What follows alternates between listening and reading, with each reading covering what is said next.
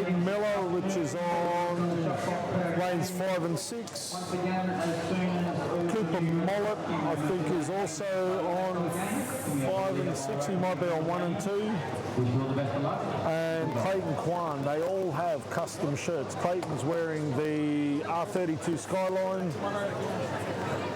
Cooper Mollett's got the King of the Lanes livery.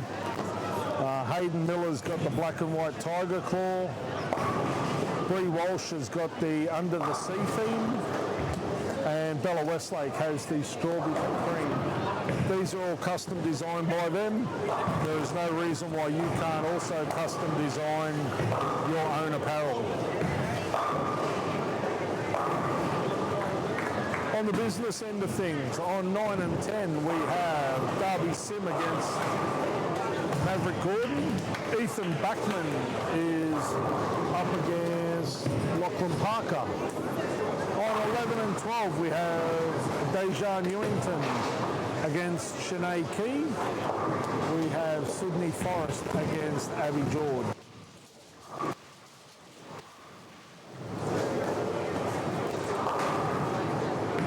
Ethan Backman can't quite wobble the 10 out. Maverick and Darby are a strike apiece. Maverick's 1 strike into a 300 game.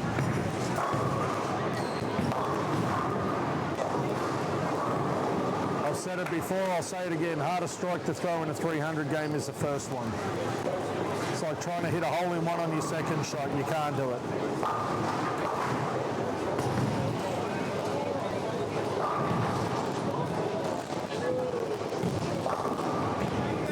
Sydney with a strike to start her game number 9.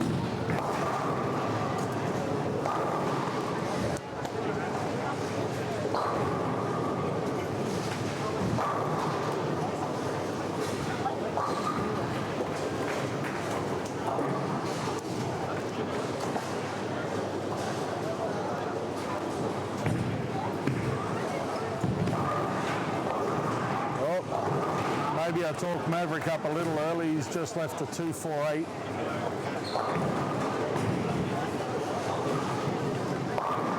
Dejan goes left, leaves a 1.369. Darby Sim with a 3.610. We did see him shoot 2.79 just before the break. Shanae Key just wanted to show us what the 7-pin looked like from all angles.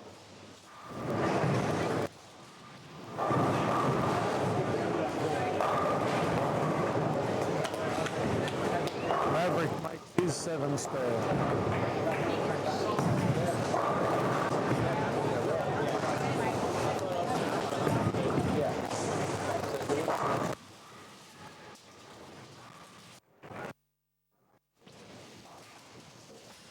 Spare. Big Kite just threw it in the right mode.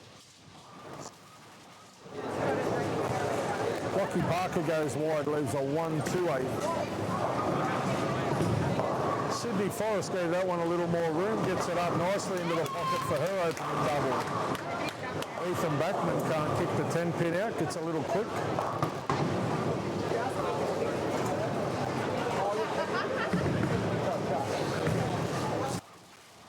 Abby George goes high for 6.10.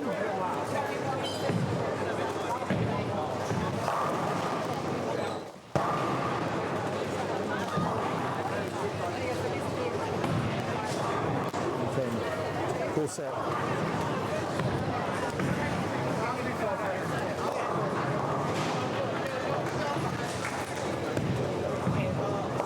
Abby covers her 8 spare. Shanae Key looking to take a handy 18-pin lead early in match number 9.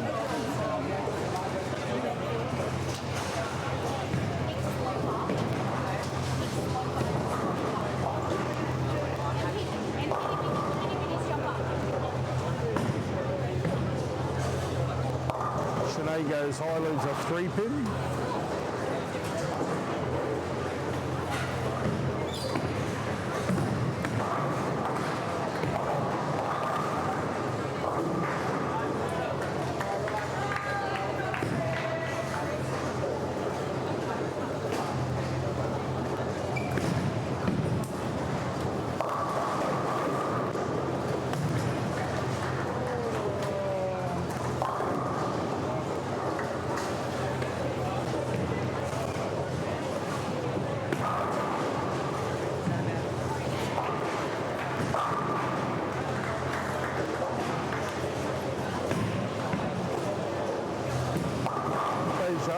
drops the 1-3 off her, 136.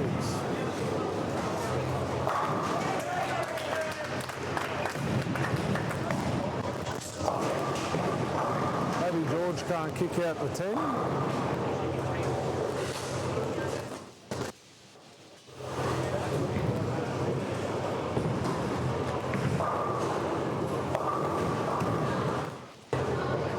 Sydney got a little bit skinny with that, leaves a 3-6-10.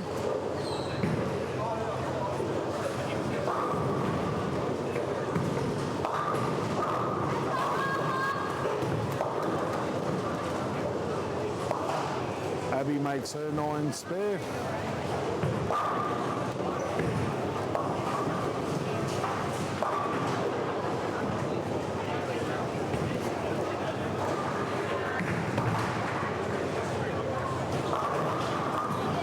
Sydney makes her 7 spare.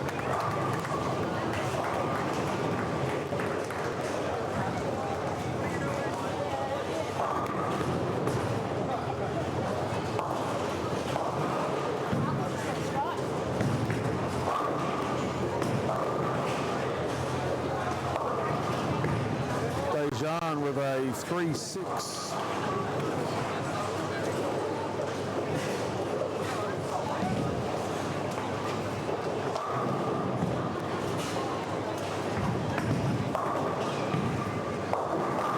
Shanae smokes the pocket. That was a beautiful shot there from Shanae Key.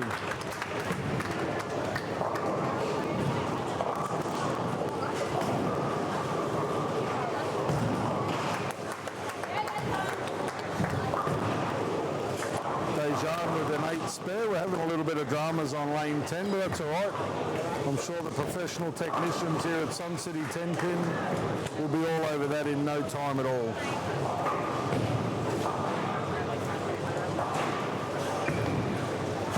Oh, Abby George got a little bit wide with that, but manages to get it back. Much better shot there from Sydney. Ball doesn't quite roll up.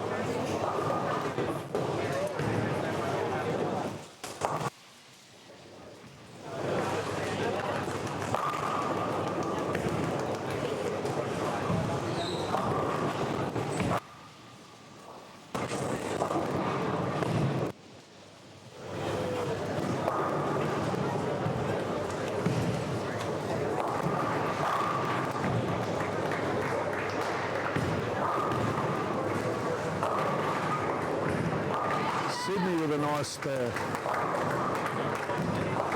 Hey? I don't know what we're waiting for. What do you need? Waiting on that 10 pin. 10 pin on 10.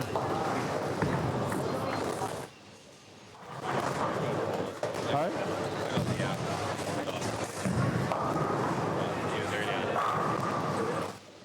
I don't have that. Yeah, but I can sit here while I commentate and do whatever they need done. Shanae with a 4-6-7. 6-7, 6-7. I don't even know what that means, but that's what all the cool kids are doing at the moment. I'm not even going to say what that looks like, eh? Juggling. Yeah, you're juggling all right. Do we really want to go down that path? So you will. Wow. Oh, you tried that again.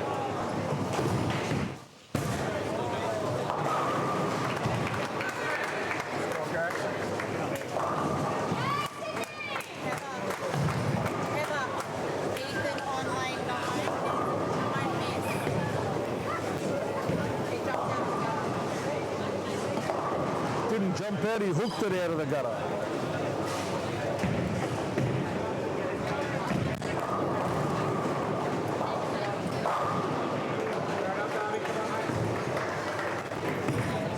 Abby George rolls one up for a double.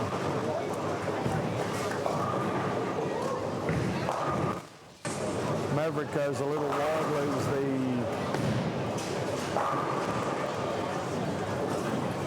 super super washout, the 124610.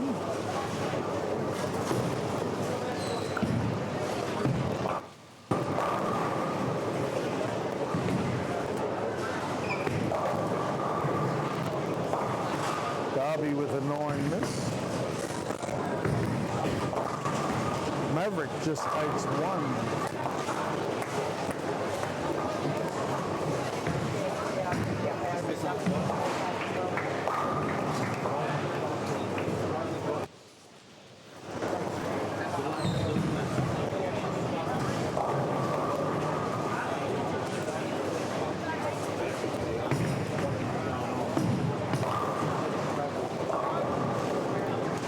Unlucky there from Dejan. Chops the 3 off the 310.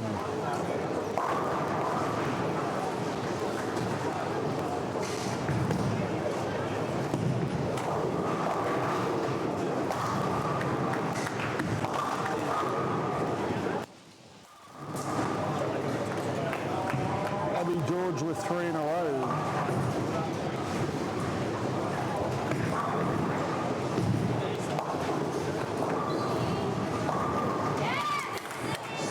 Also with a double.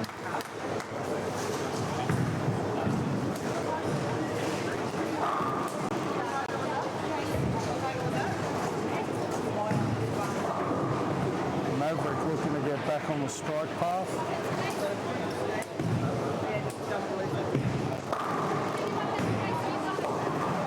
Maverick again with another 5 count.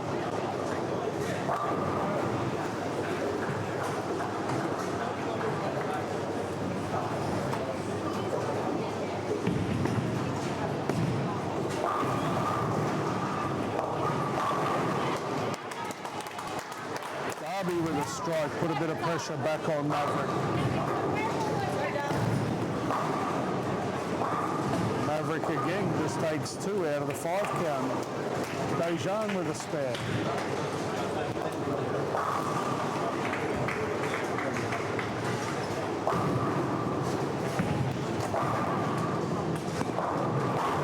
Ethan rolls it nicely into the pocket.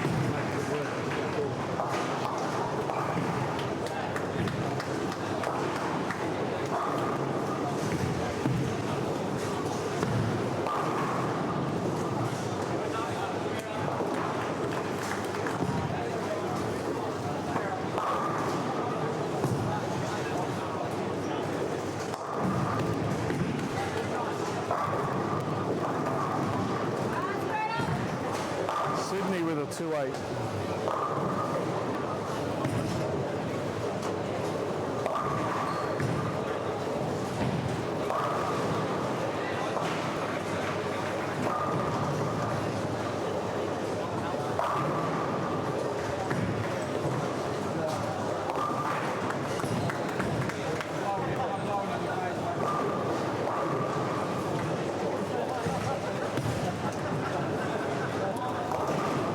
With a spare. Sydney with an 8 spare. Only 5 pins in the game between her and Abby George.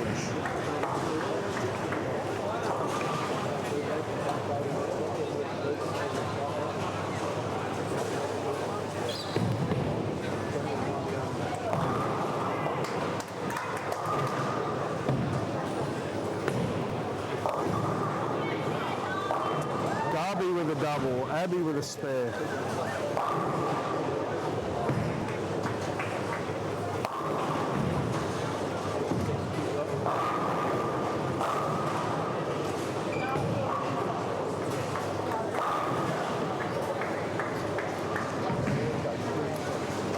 Ethan Backman looking for a double. Oh, steps up on young Lockie Parker. Is that a bit of a tactical move? I kind of like that.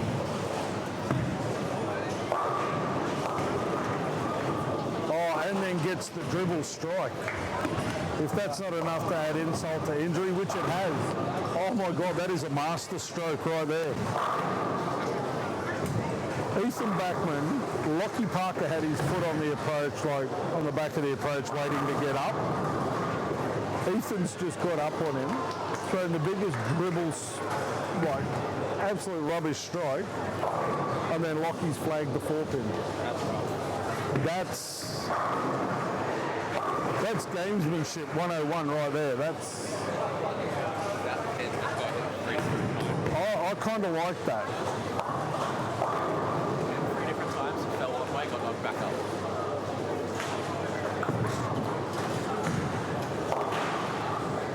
Yeah, I am not displeased with that tactic. Darby with a 7-pin after a double. He holds a 14-pin lead. Maverick makes the spare.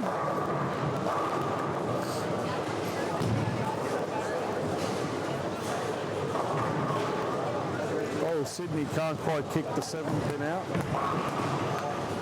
I'm going to have to steal one of these kids' fans, I think.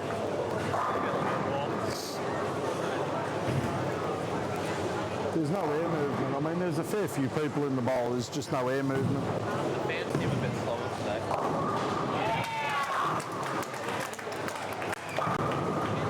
Abby winds it up, gets the strike. Dad's winding it up for her.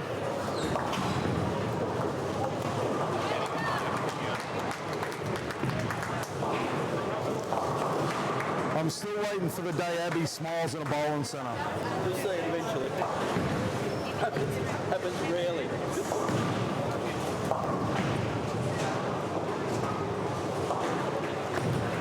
I'll get it a smile. All right, just once, just once. Ethan got a bit quick with that, leaves a 2-pin.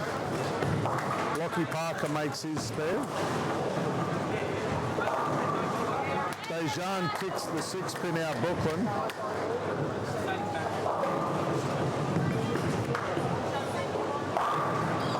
Sinead Key goes a little high, leaves a 4-7. Ethan makes his spare solidly.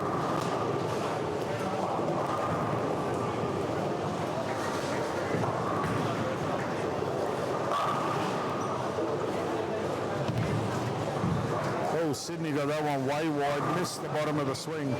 That's actually 4 more than I thought she was going to get. Darby with a 2-8 goes in behind the head pin.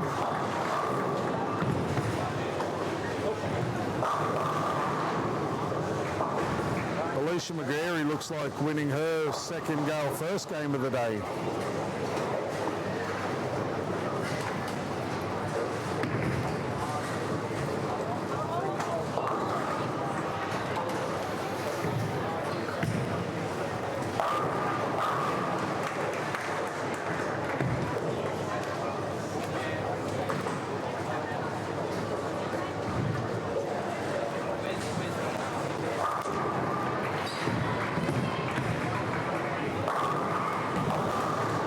Maverick with another open.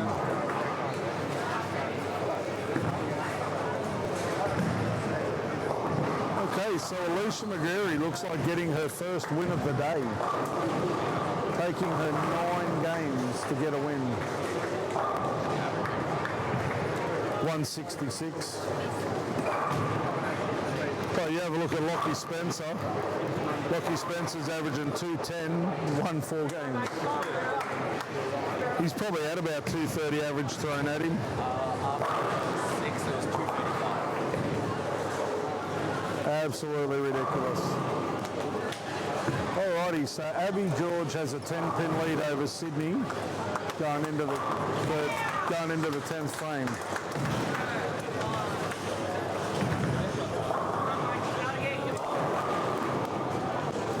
Could we have our first draw coming? Does Abby go spare strike for 204 or spare 8? And Sydney goes off the sheet for a draw.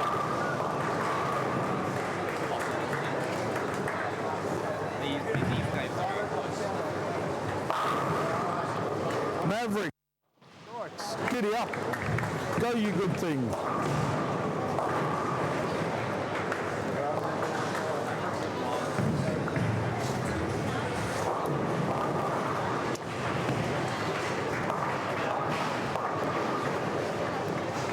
Maverick's only one win out of the top 5 at the moment.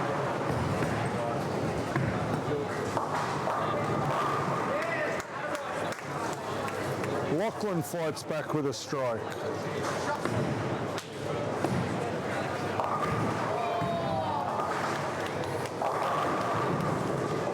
Dejan rings the 10 on her spare shot for 129.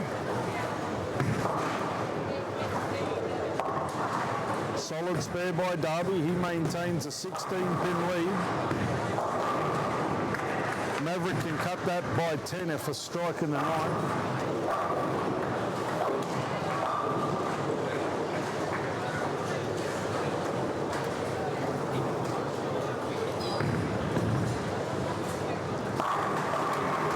Sydney crushes the pocket. Great shot.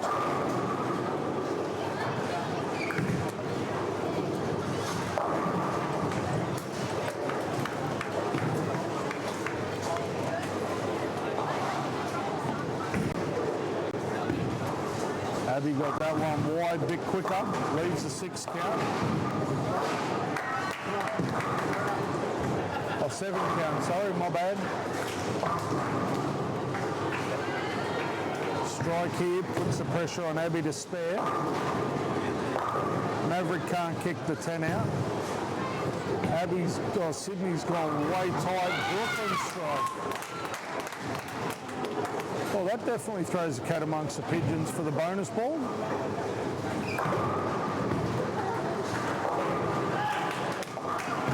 I don't know what you're worried about, Hayden. That was never going to miss that spare.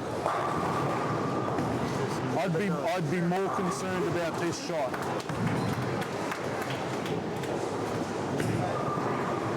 She's gone quick the last 2 on lane 11. Sydney rolls that one, likes the look of it, goes light, throws a 9.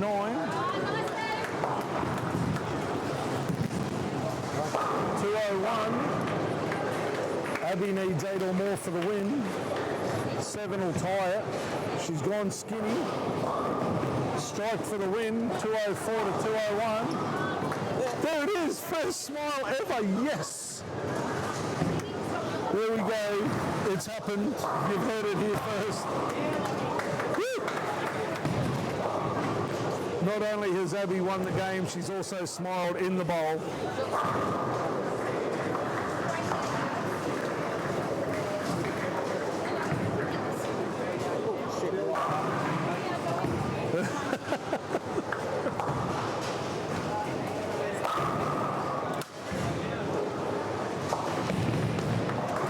Okay, so Dejan with a 129 goes down to Shanae with a Sydney 201, just pipped at the post by Abby's 204. We did say we were going to see some tight games.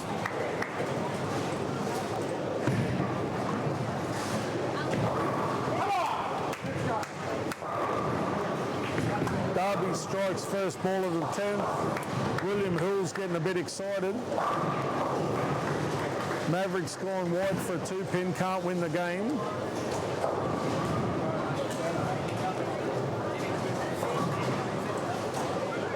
The game underneath this is also pretty tight. Ethan Backman with a double. Got a 14-pin lead. Got to at least spare the 10th.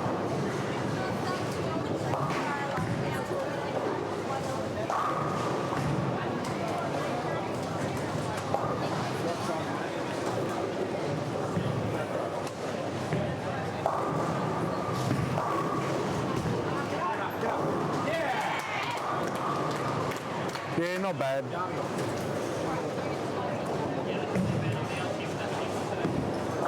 I think he'd carry better if he put his thumb in it, but you know. Maverick with a 150.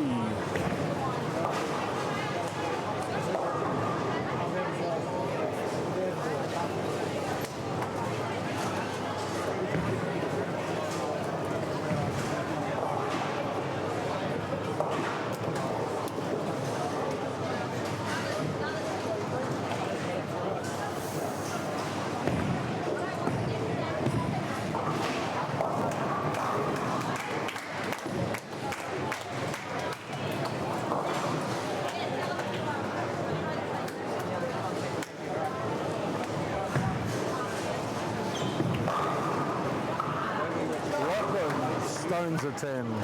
We practiced. Camera will get a bit of a panic. You didn't watch the second spot when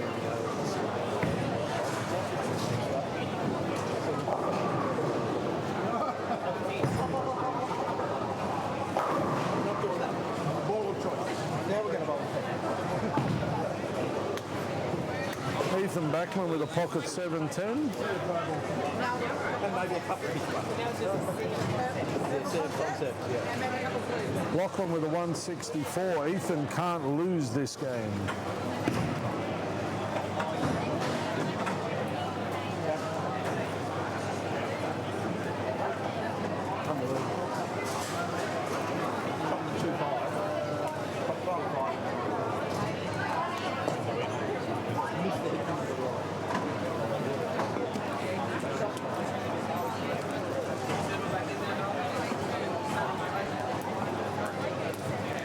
$175 for Ethan Backman, 164 for Lachlan Parker.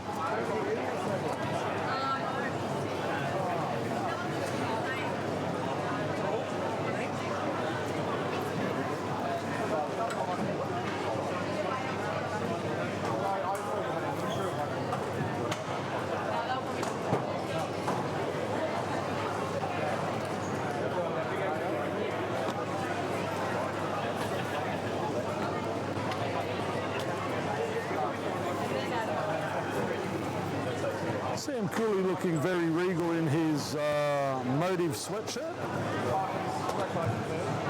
And like a beard. Yeah, I did notice the shade, but That's what happens when I lose a bet.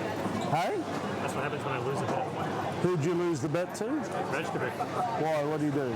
I told him if he didn't come back with a medal from World Youth, I was shaving his bowl cut. He came back with a medal, so I shaved a bit. Fair call. That's a bet. Yeah. Don't worry, we celebrated it. Didn't celebrate the gold medal, we celebrated that. Yeah. What's the view? That was more...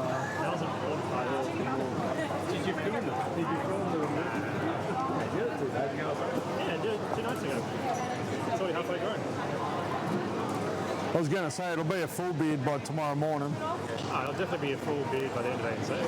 It won't take It grows more in 2 days than I go in 2 days. It'll take my eldest son about 9 months to grow it to that.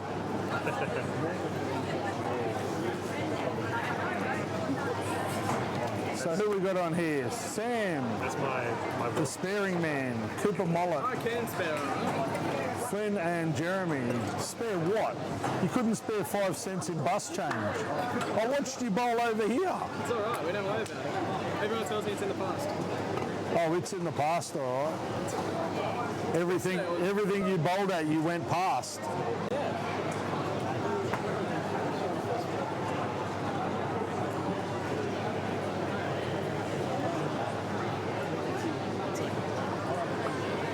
didn't even get me wrong.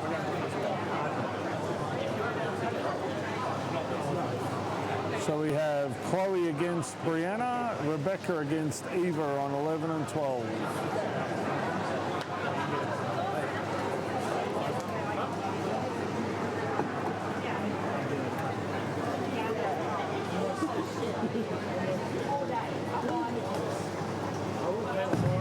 Brianna Walsh is still in the IQ 78, flat 10, first ball.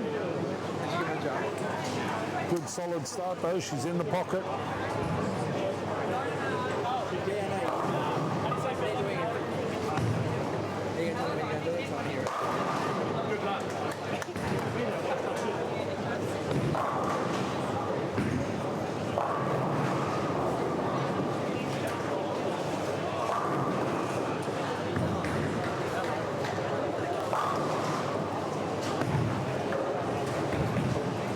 Brianna makes no mistake with her spare.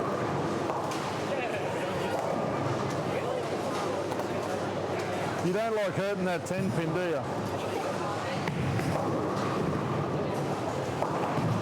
Cooper can't quite roll out the 2.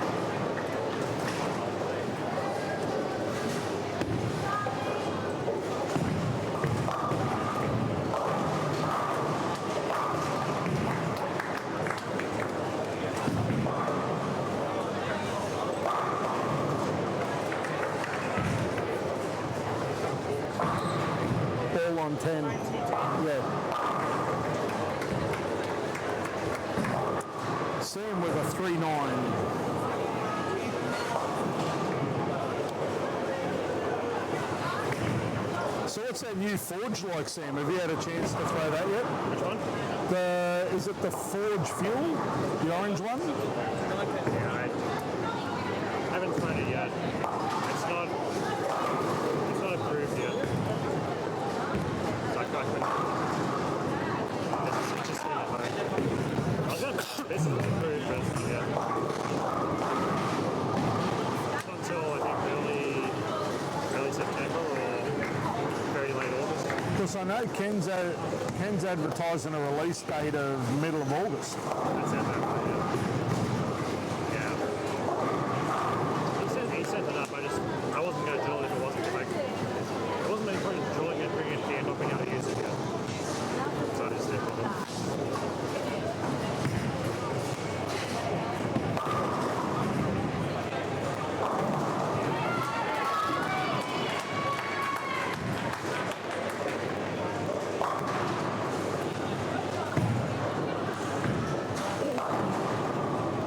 I mean, it's a Forge. It's got to be a... It should be similar to the Sub-Zero.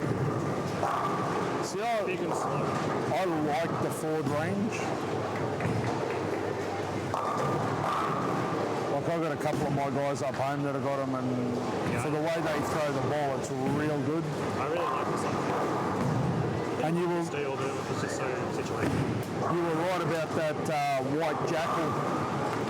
We drilled that up for young Braith, and he's thrown really, really well with it. Yeah, those limited run balls are pretty good. I think I bought one up this week. I don't think it's going to be in play. Not for the singles anyway. Maybe the teams.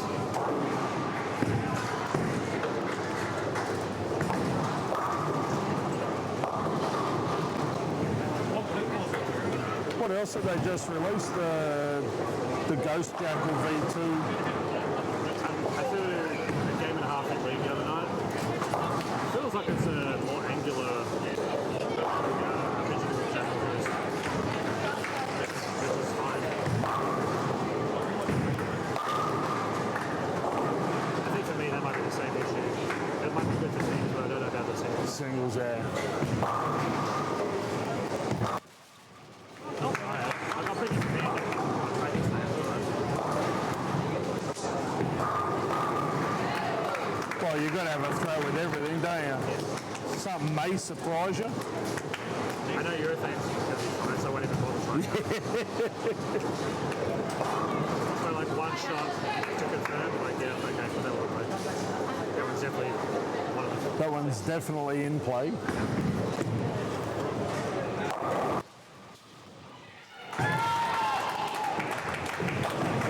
Darby down there with a double taken. Lockie smokes the pocket like a cigar. Brianna Walsh goes head pin, flat 10.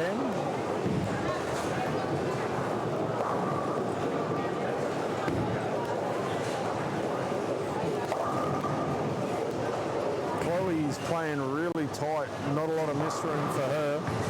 She goes high, leaves a 3-pin. Tyler Clarkson with a strike.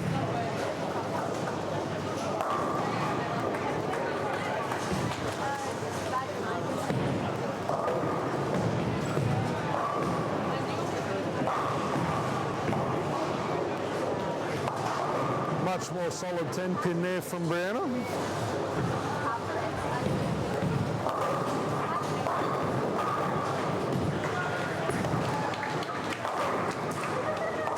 With a 9 spare. Julian with the front 4.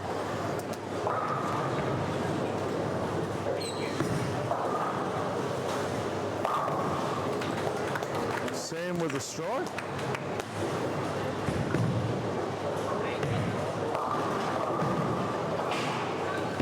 Lockie goes high, leaves a 6-10. Evo wraps 10.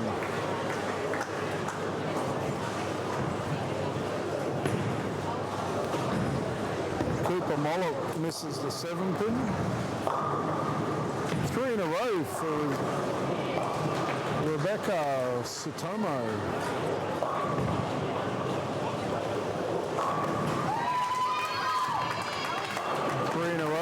Darby.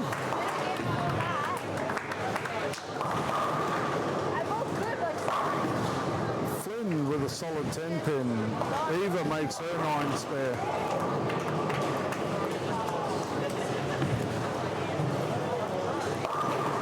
Jeremy trips the 6. Bit of a muscle flex there from young Jeremy.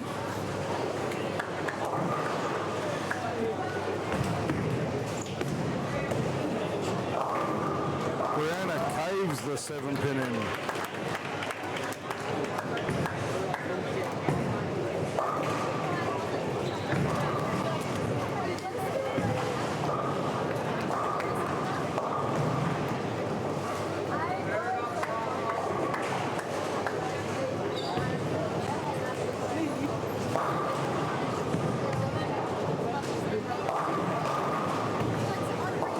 Julian with the front 5. Eva pushes the 6 around the 10.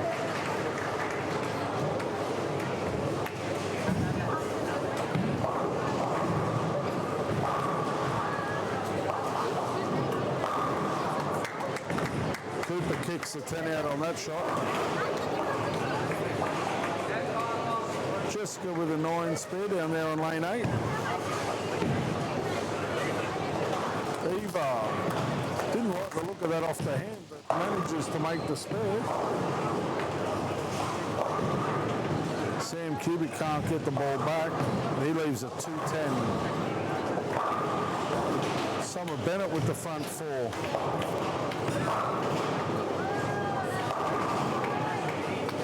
Jeremy with the double. Rebecca goes light, leaves a 2 pin.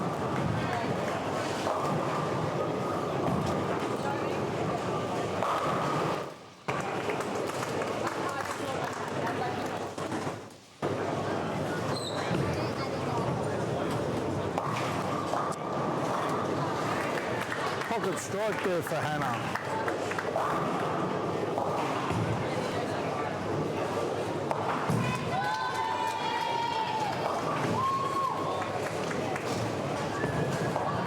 Darby has a 19 pin lead over Lockie.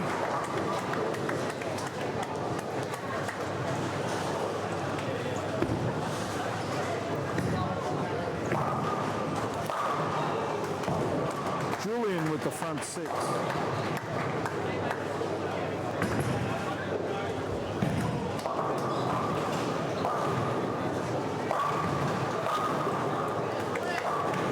Flynn answers with a strike of his own.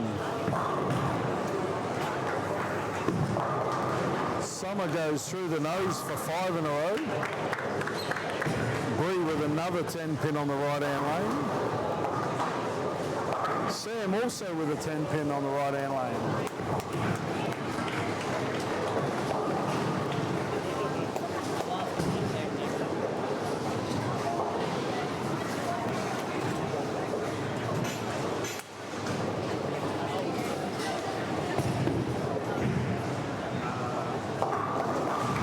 With a 7 spot.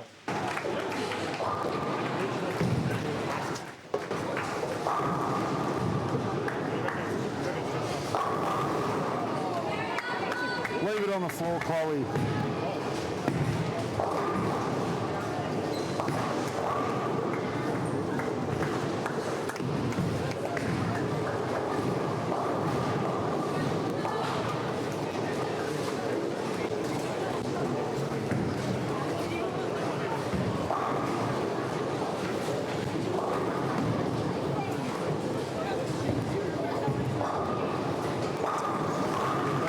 In the pocket for a strike. Jeremy with 3 in a row. Summer looking for the front 6.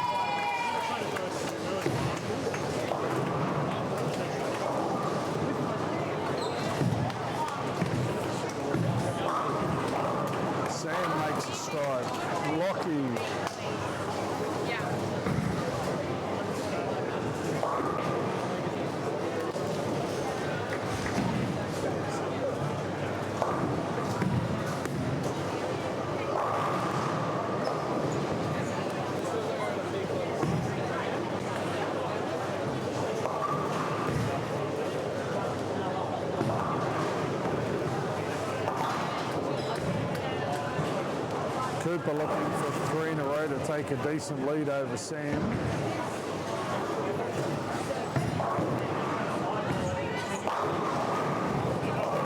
Cooper rings a 10. Summers got the front 6.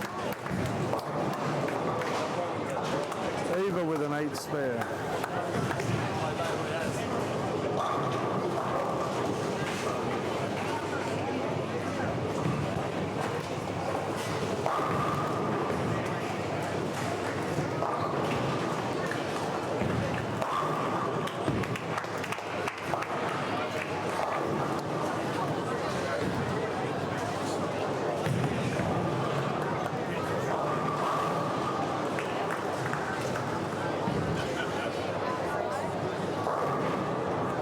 With a 2-8. Chloe can't quite get that one back to the pocket. Cooper with another 9 miss. So one thing I don't like about this backup shot for a 10 pin, you don't know what the middle of the lane's going to do.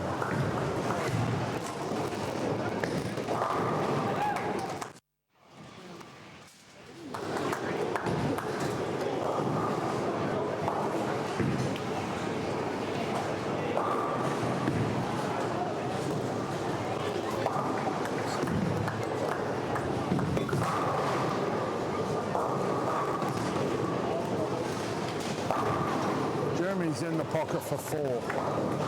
Chloe for a 6 spare.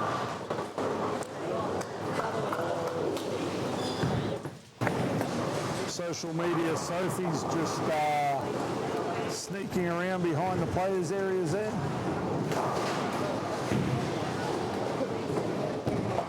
There mustn't be a free beanbag at the moment.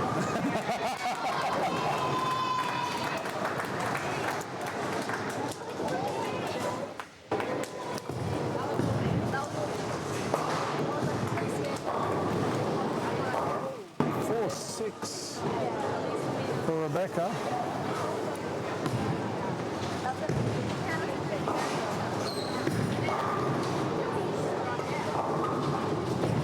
Sam Cubic with a 7 pin.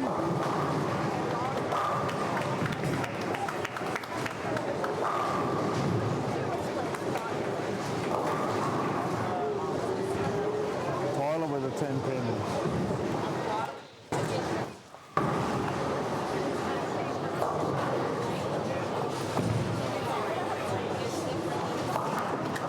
Cooper makes no mistake with his 7 pin. Julian with the front 8.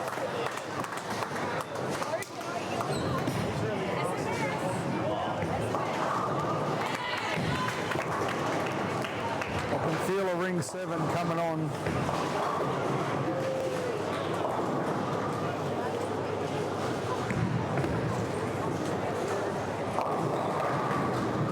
Chloe with a 3-6-10.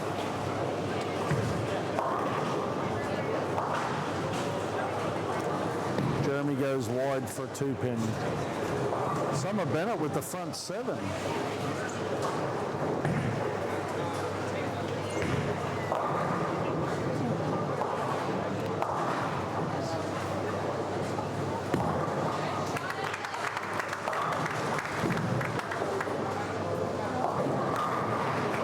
Bree kicks a 10 out that time.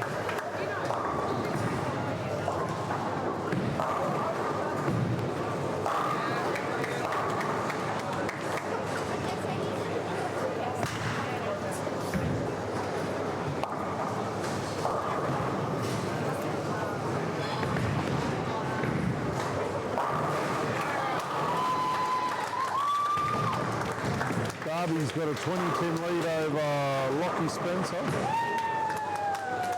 Eva with the double.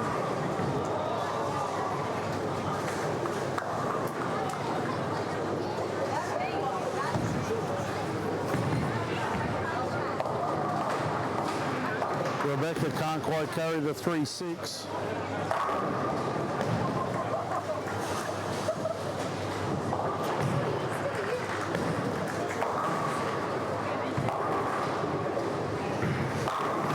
Cooper kicks the 10 out late. Summer with a 9 spare after her opening 7 in a row.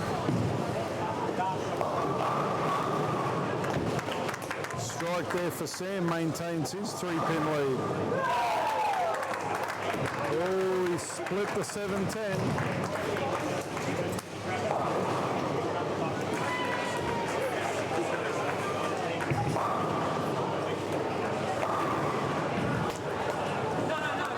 Jeremy's back in the pocket for a strike.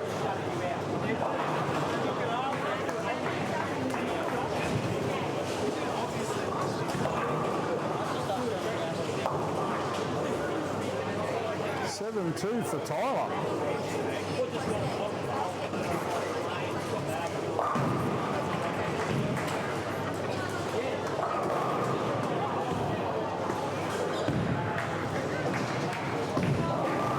Brianna with a solid double. Flynn with 5 in a row.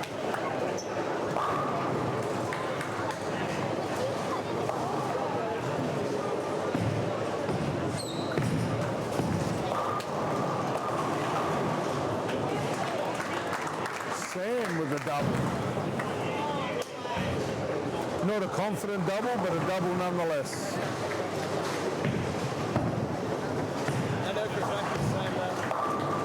You can't honestly tell me that's the most solid double you've thrown today. That was solid.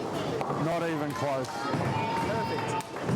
Perfect. I mean, look, hey, you've got the break and you've got to ride that for all it's worth, but and when you're under the pump, carrying like that, if he rings a 10, makes that 10 pin look about the size of a matchstick. Well, he's flagged 2 10 pins already.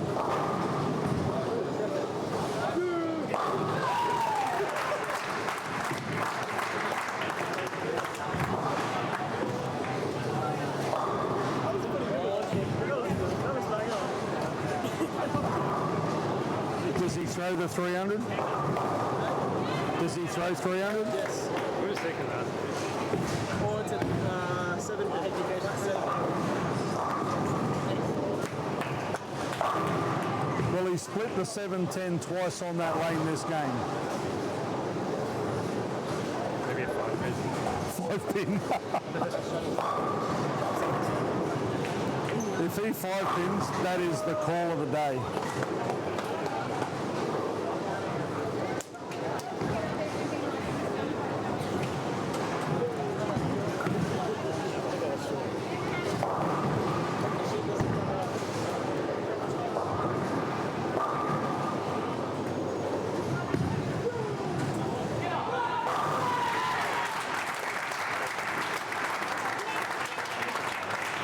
That's 11 in a row.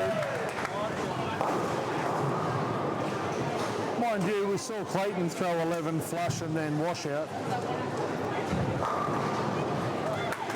Brianna's just doing Brianna things. It's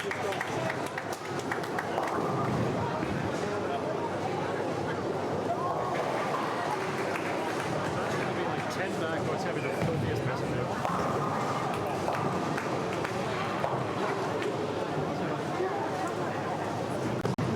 I mean, all he gets for it's a round of applause, so... Handshake.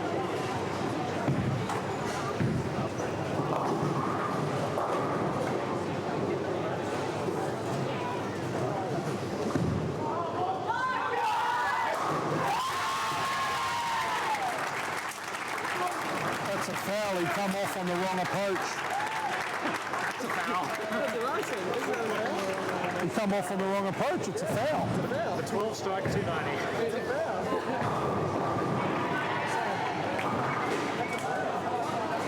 Am I incorrect in that? Hang on. Hey Cam, if he comes off on the wrong approach, it's a foul. He's fouled. I'll tell him. Walk off the wrong line. I mean, you've got to be realistic. He come off on the wrong approach, it's a foul.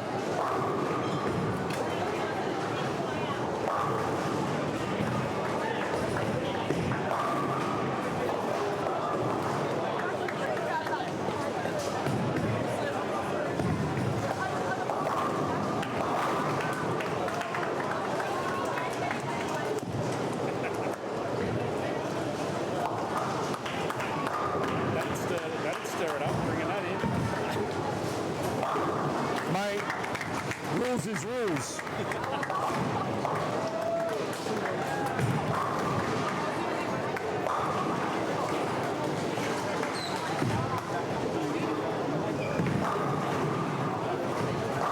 What did he say?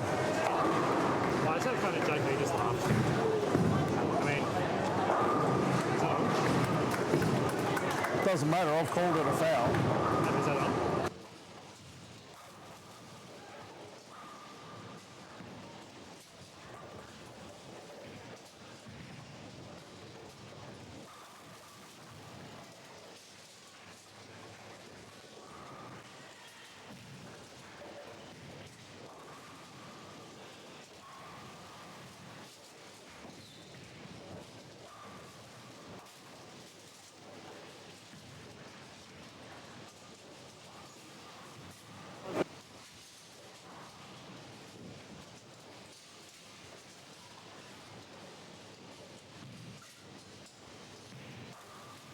Alrighty, Sam Cubic with a 9 spare, 12-pin lead over Cooper Mullet. That means 2 is Flynn,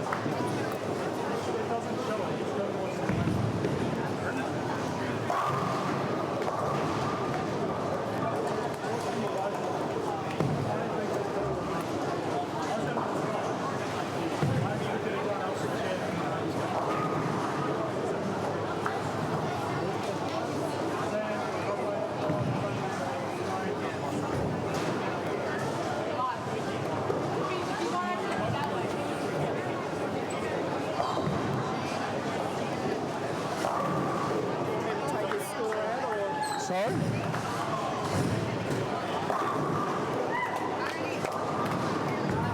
Take the 9 out or just leave it there and What do you do? watch watching live score?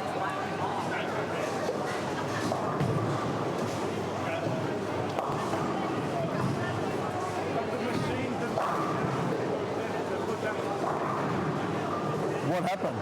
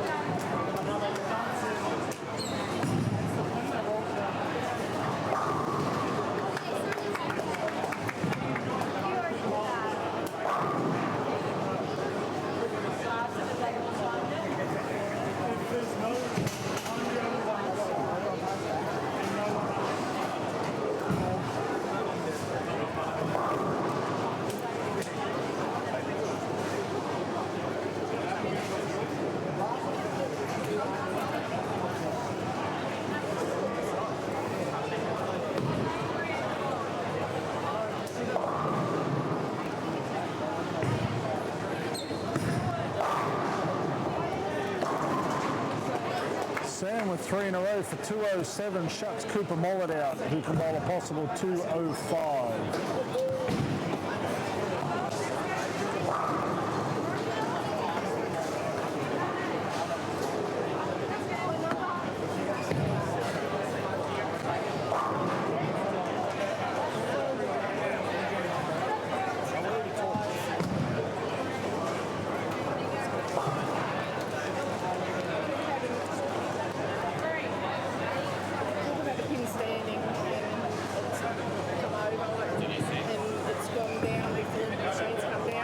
if it's gone down before the machine's touched it, For fling?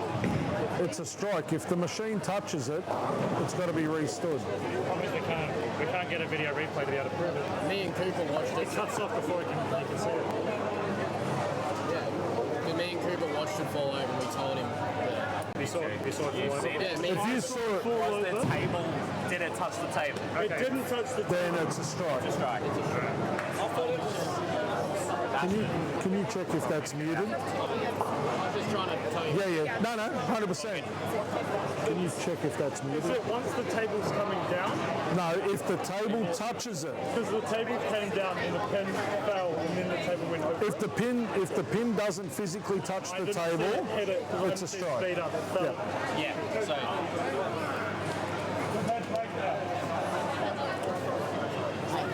Can you check if that's muted? Emily, what's happening? Where are you going to? When are you going to be here so we can talk?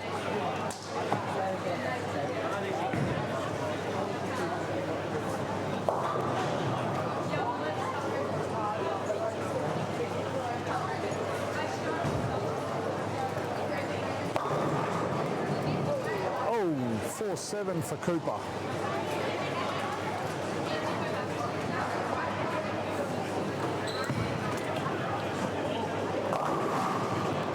Billy gets ball. Hello, number 3. What's going on? This ball 257. Look at you go. Urethane. Urethanes look really good for you all day. Okay. Yeah, urethaners look really, really good for you all day. remember how the ball I did. on the fresh as well? Not just the bird. Mind you, she's left-handed. It's not like she's got a lot to contend with.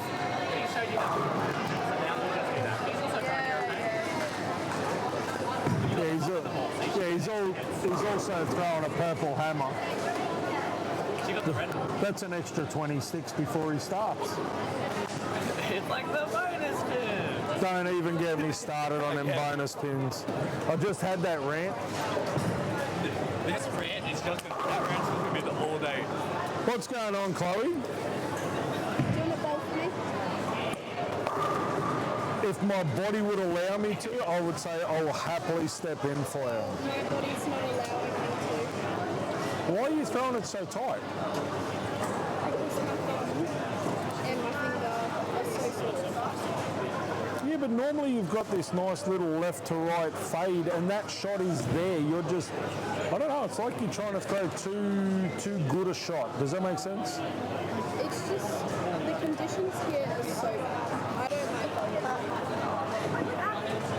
But it sounds dumb, but this condition actually suits your natural game. It's just so hot. And If you- then swells and then my feet get sore because the lanes are sticky. And it's just everything contributes into one and then all I'm thinking about is my hands. Hand, my feet, yeah. My feet. And it's just great. It's alright, I'll improve this. I feel you're on the cusp of something great, all right? I'll get I can feel it.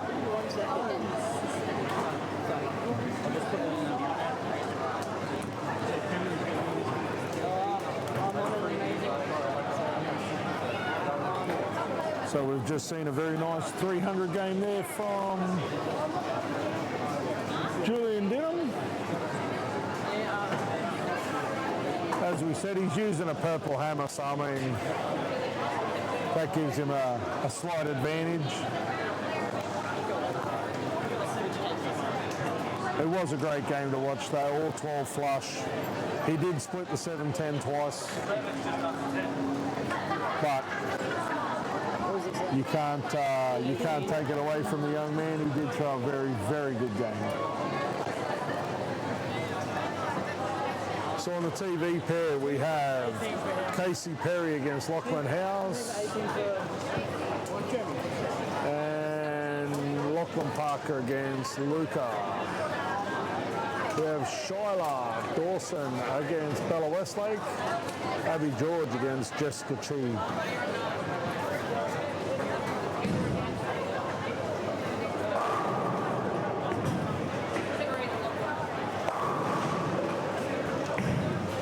Game number 10 is underway. Oh, sorry. Game number 11 is underway.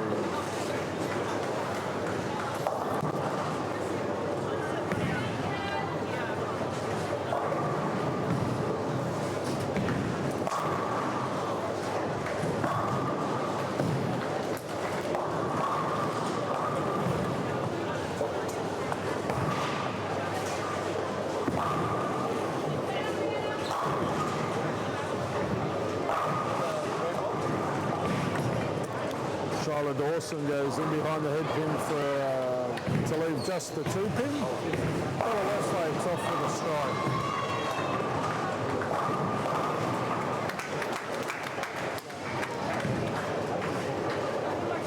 Casey Perry with a strike.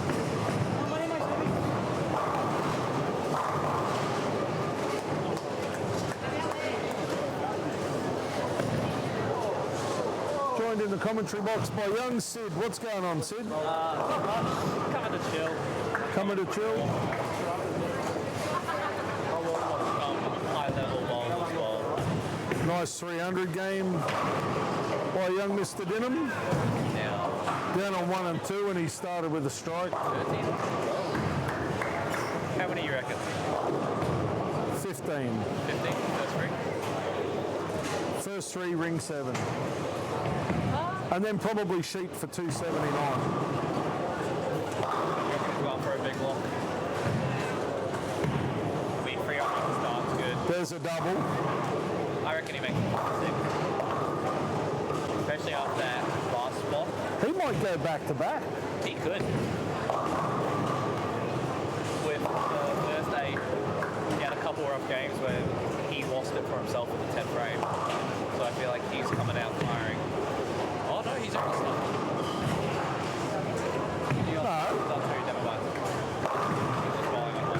Oh, Lachlan pushes the 6 pin forward late. He just throws heaters. Yep.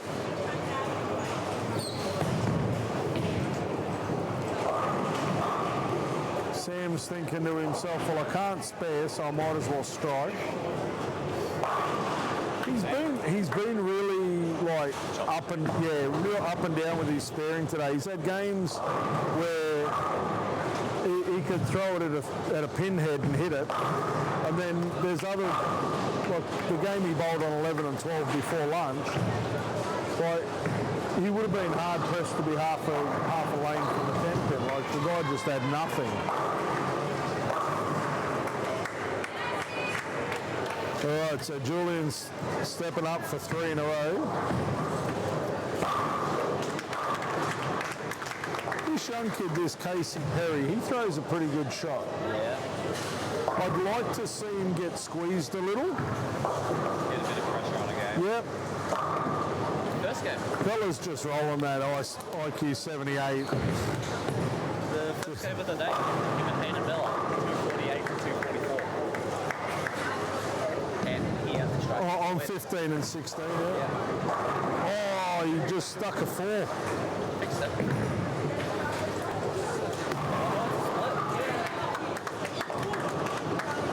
Oh, what's he left with that? I know the post's in the way. All I saw was the 4 pin. It's on the replay. I can't Wow. see that yet. Probably a bit slow, brother. Slow inside.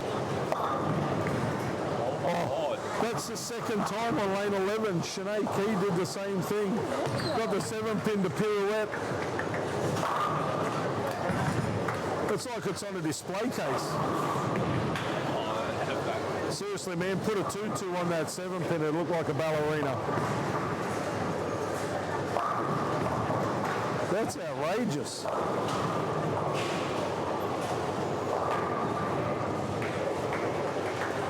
Sinead's off with a double. Jessica with a spare. Oh! Another Aramex messenger. The thing just doesn't deliver.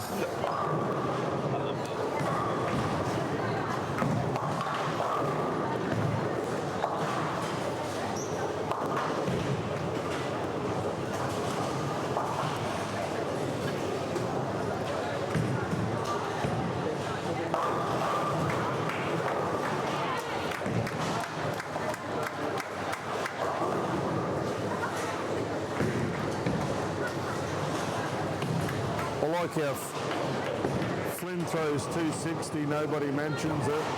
Summer Bennett shot 260, nobody even knew it happened. From 7-9 spare, double 9 spare or something.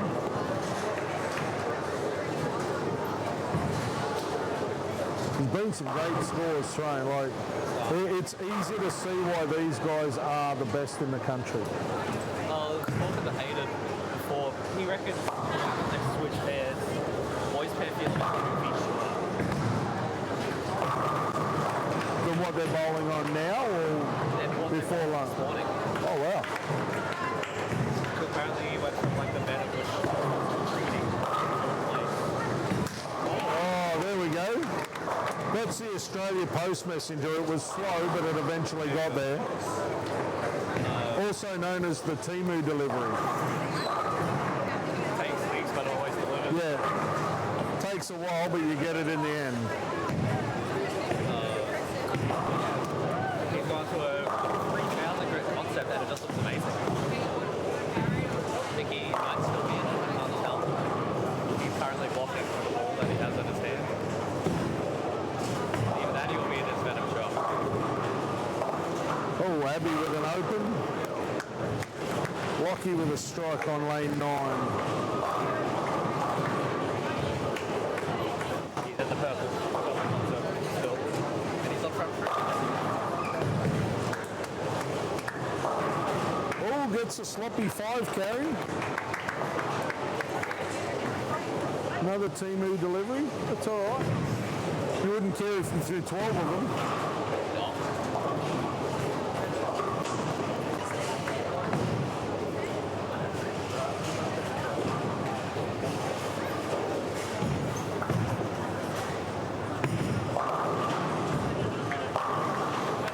Much better shot there by Casey. Kicks the 10 out.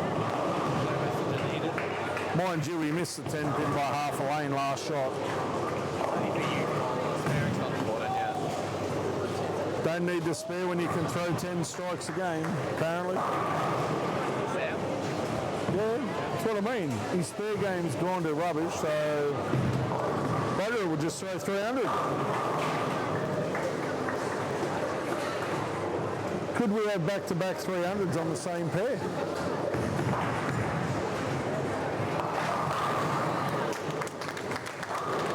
Lockie Parker, 4 in a row, much more solid.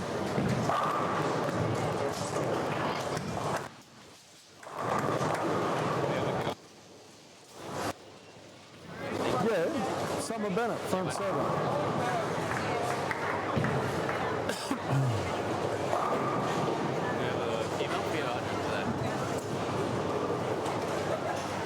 I don't know who's going to do it.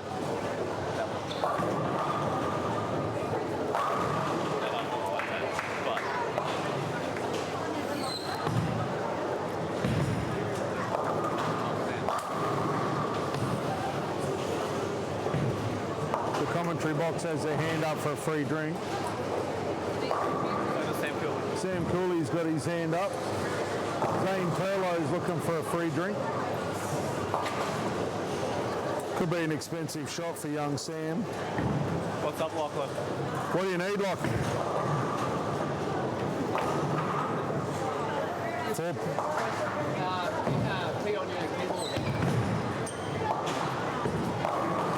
Oh, boo Sam, you spared. I've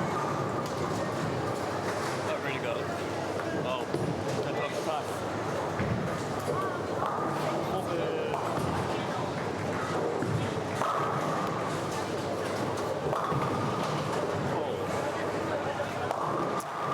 Abbey with a strike, nearly smiled, nearly smiled. Like how or full smile? No, it's got to be a full smile. It can't be a grin, can't be a snicker. It's got to be a proper, I enjoyed that shot smile. Hayden's that. Hayden's got the front 5. Someone down there on 1 and 2's got the front 5.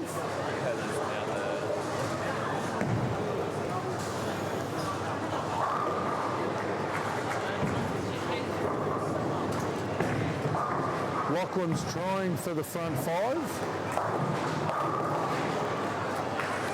We've only had one person throw 300 in front of the commentary box. EJ Tackett last year on 11 and 12. I mean, if a man could, it would be him. And Jake Sayer and I called it. We watched him bowl the first block up there, and I said to Jake, I said, I bet you any money he throws 300 down here. He said, you reckon he will? I said, yep.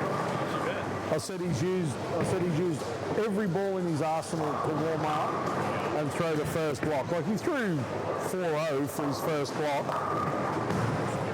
Then he's come down here, and Jake watched him throw the first one. He goes, yeah, we'll throw 300 here, and never looked like being anything else. So he's just throwing the 6 balls in his bag to see what the lanes is set to do, and see what balls work the best. And as I said on the commentary last year, I said you've got to watch guys like EJ Tackett, Sam Cooley. Well, when Marshall Kemp gets out here, Tim Foy, when they all get here, you've got to watch, I mean, be in awe of how they throw the ball, 100%. But watch the way they set a qualifying up, or watch the way they set a block of games up. They manipulate a pattern and build to a point where they get comfortable. Then they hold that, knowing full well that they're through to the next stage. Like I was talking to Sam earlier, he reckons he's bought a couple of balls with him that may not work in the singles, but will definitely work in the teams. But he's still going to throw them in practice in case something sparks a bit of interest. Well, but it's always surprised the ball that works a bit. Yep. Oh, wow. That was, yep. So Lockie Parker with the front 5. Hado's got the front 6. He does, stupid. Oh, no. Left the 4 pin. Front 5 down on lane 2. Against Julian this time. No, under Julian.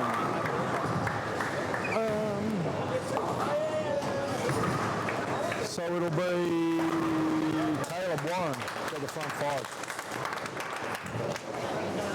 Okay. No. Julian, so it's William and Zachary on top, William and Julian on top, Darby against Caleb. So Caleb's got front 5 against Darby.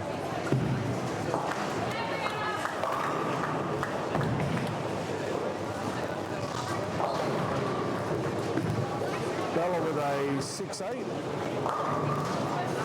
Shiloh with a flat 10. Brooklyn. Works for Luca, works for Lachlan. Mate, at the end of the day, if that was your 12th shot for 300, you wouldn't give it back. So why give it back in the middle of a game?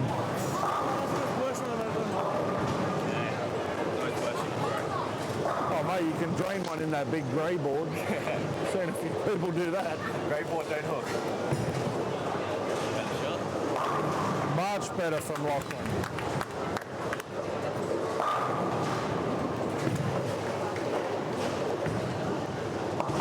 Charlotte with a 9 spare. She's solid through the first 6 frames.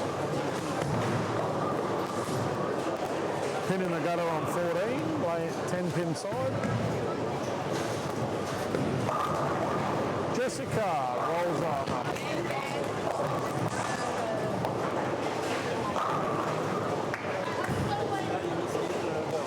Maverick throwing 279 pace. Sam throwing 279 pace.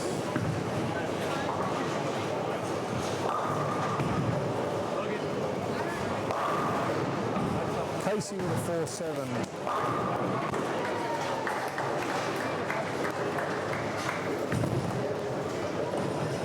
Oh, there's an, I was going to say Jeremy's got a string, but he's got a 9 spare.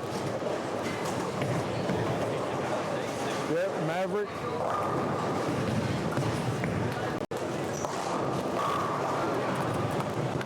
Luca's not going anywhere, putting a bit of pressure on Lachlan, who's got the front six. Caleb's thrown a 7 split down there on lane 1. His 300 runs gone.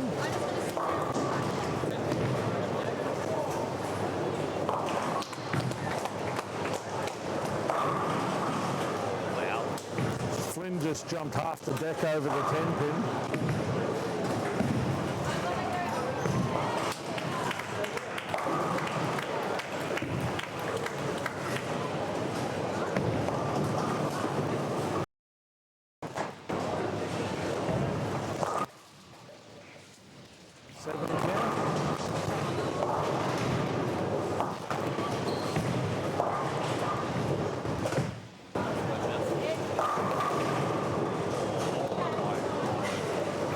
Too slow.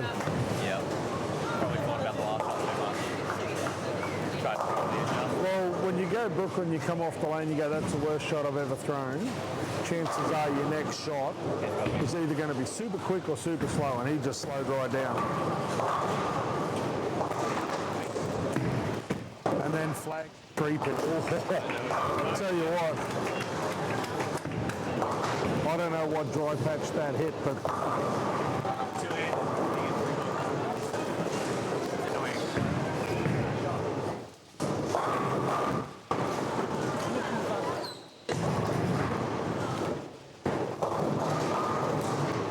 just can't quite kick the 10 out.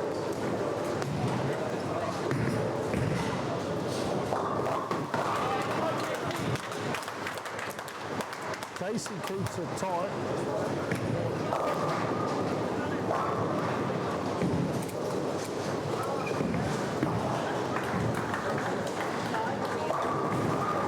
Abby gets in there for a strike.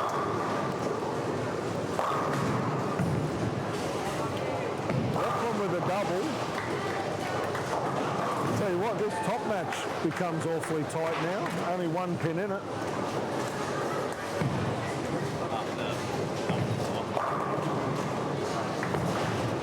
How costly are both of those single pins going to be? Because this is going to be whoever flinches loses.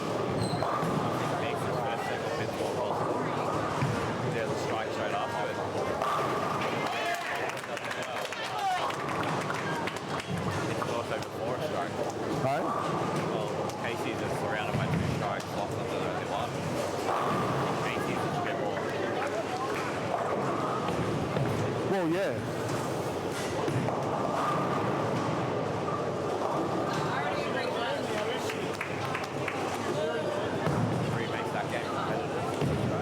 Hey?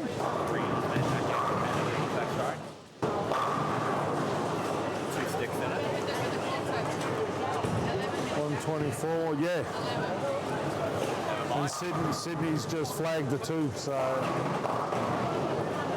Bella's got a fairly commanding lead over Shiloh in this game.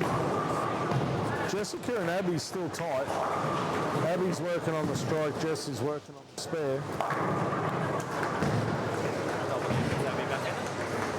Well, if you have a look, neither bowler is looking super confident. They're both confident to hit the pocket. Neither bowler is confident to carry.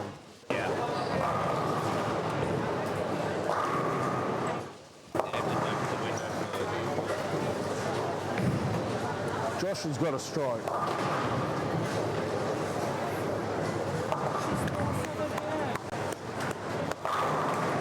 There you go. That 5 count of Sam's now looks like it's about 4 lanes apart. He just lit a 5 pin. Yeah, put your thumb in it, it'll carry.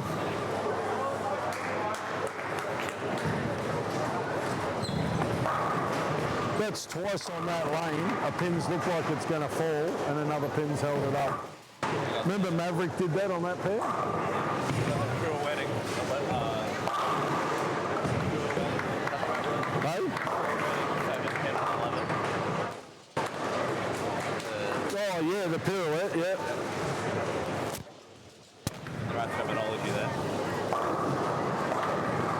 Nice shot there by Jess.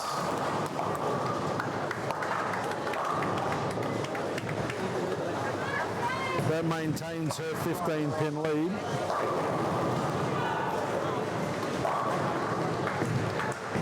Julian's getting excited now.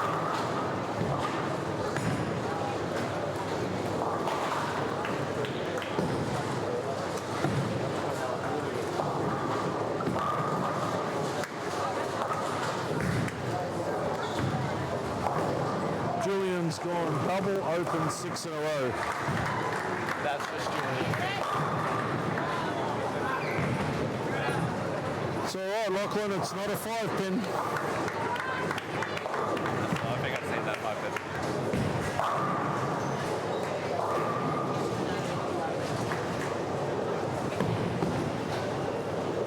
Lockie Spencer will take the win over Zeb Holt. Emily Starkey will take the win over Chloe Grenham.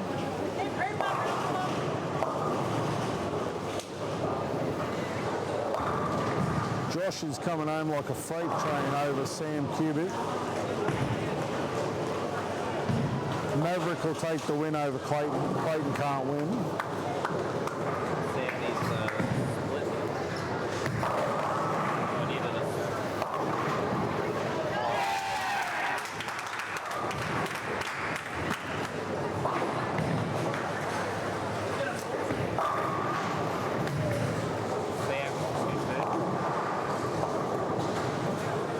Lockie's got a strike, must strike here. Oh, the messenger.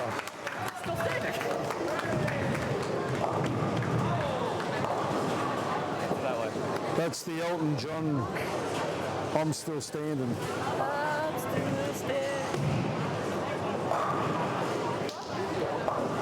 Can Sam win? Hey?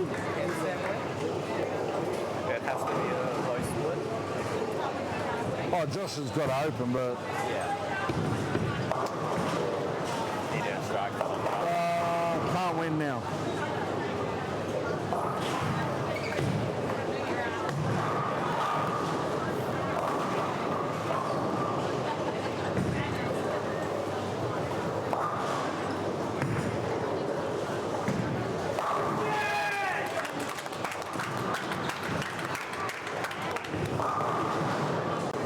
Lachlan Spencer with a win. Mate, Lockie's on fire.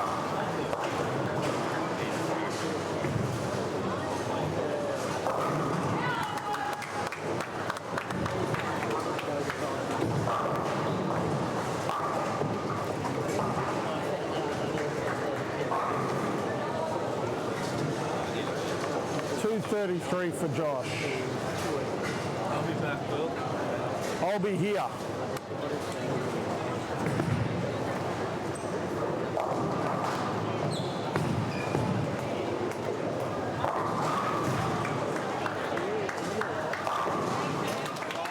$2.07 for Casey.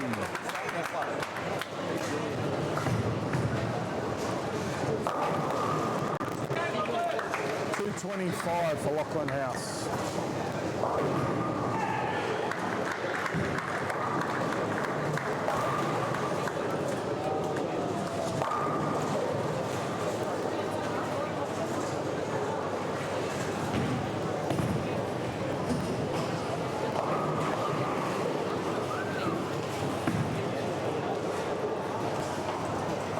Down on 1 and 2, we've got a possible 290 against the 266.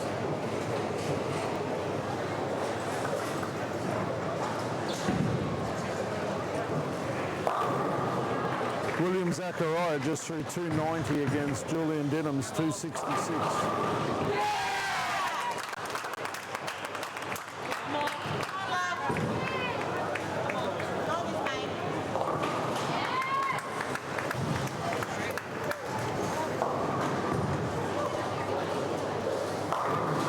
There's a game for you, Hayden. 290, 266. William Zachariah beat Julian. Oh, okay. Three's got to get one first to draw if he's right.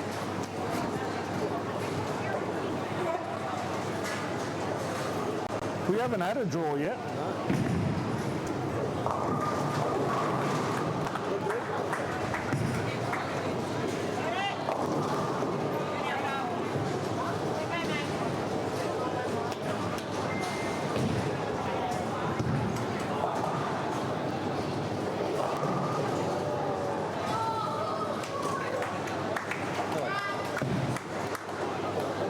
Brianna Walsh gets away with a sneaky one, 171, 170.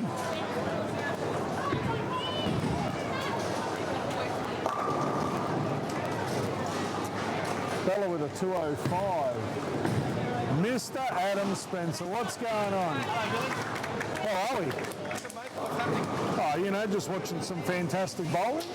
Nice. Great game down on 1 and 2. William Zachariah 290 over Julian's 266. Are you talking up, mate? I heard it was 280.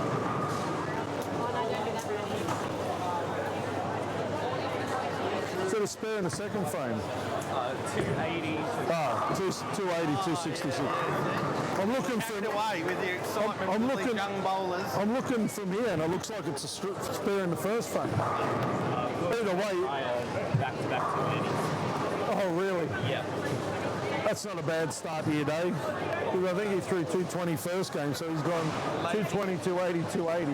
Well, the start this block was 2 people who shot 560 plus 2. Unbelievable. Who's the other person? Oh, of course, yeah. 260, yeah. And he only won 1 point. Yeah. Only one 560 block to 565. Will was complaining that he was winning. Who? Will. He was winning, but he wasn't scoring. So he's come out and scored. Yeah, but it's no different than Lockie. Average 220 and have 240 average for an 8. I like.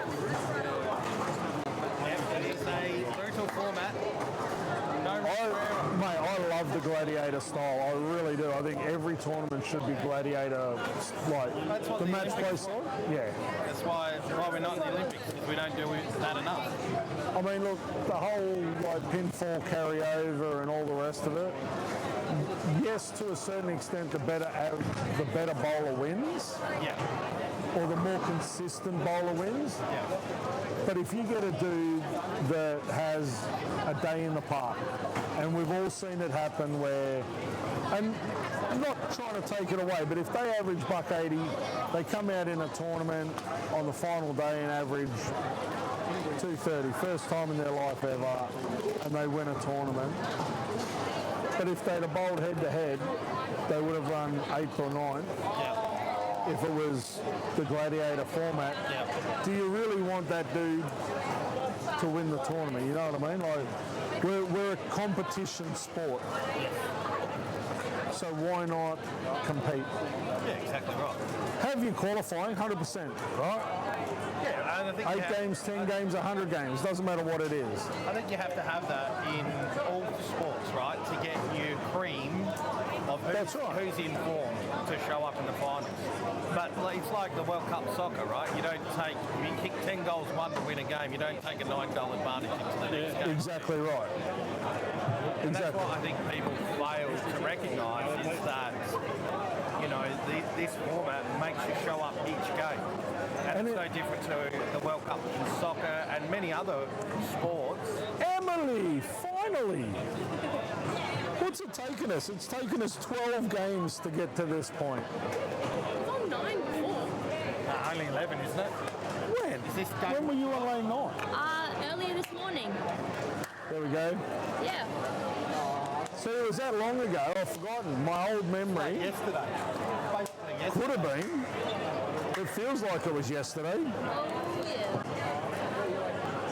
But yeah, mind you, I would love to see a tournament organiser or a tournament format where you qualify, Yeah. cut to, if you've got a 20 lane centre, you cut to 40. Yeah. You come in the next day, 1 game. You lose, see ya. Yeah, right. Top 20 go through. Yeah. You lose, see ya, top 10 go through. Yeah. You lose, see ya, there's your top 5 step Yeah, ladder. did you watch the Parvo at all? Very similar cutthroat format. Yep. You came in, you bowled your 3 games to get your cream, then it became top 32, Yep. and then they were put in the brackets, and it was a little bit different. Like, so your top one got to skip around. Yeah. Whoever was the highest score in the block of 4 skipped around. Second place went into like an elimination bracket, and then you could win your way back in. But yeah, so there was a couple of double chances and a couple of skips, but I don't mind that. It was still cutthroat, you know. Like, You had to be on your game every game. well, realistically, your final would be 10 games, and 5 of them are your step ladder. Yeah. I mean, if you put that format to the Olympics, even if you had 3 days qualifying, like they used to do in Asia, you oil in the morning, A squad bowl, B squad, C squad. C squad on day 1 bowls on, might as well throw it on this carpet. But then the next day, C squad becomes A squad. Then you've got A, B squad becomes your burn. B gets the fresh, and do it that way. Everybody bowls on the same condition. That way, And but still 3 different conditions. and that way you get your format. So then you can have one plays 11 or one plays 20 and work your. What's it doing? 2 crackers? You're like buffery dull and Adam's coming through perfect. I'm just trying to read both of you, but you're just really deep and blurry, like it hasn't got a buffer on it. Oh, okay. But yeah, however you run your finals format, if you have your qualifying over 3 days, 3 separate formats, and then sit there and have your, like I said, you could have 1v11, 1v20, whatever it is, but it's literally one game, you're gone. Yeah. How do you solve the problem though of people that wouldn't want to go to that because they're scared of getting the one game cutthroat, they're out? There's your problem. People A scared. lot of people talk a really big game, and I mean a really big game, Yeah. and they're not prepared to put their ability on the line. Yeah. So it's either put up or shut up. Yeah. Put your money where your mouth is, so to speak. And look, I think the skills tournament, I think, was a perfect example of that. Yeah. Everybody that is at the top of the pops sat there and thought, I'm not going to put my reputation on the line to show up my flaws. Yeah. And I called a few of them out. 9 times out of 10 it was the NTS bowlers. You're in the NTS for a reason. You're supposed to be the best in the country. Agreed. So show people you're the best in the country, or show why you shouldn't be there. Yeah.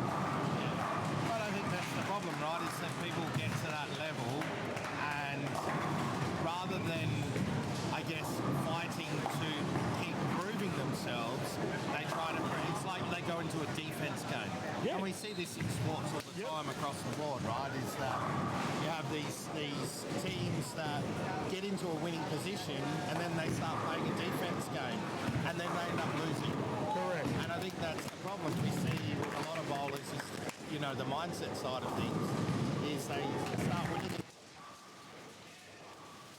because they lose the continuing to win it. Yeah, as I said, I think see bowling in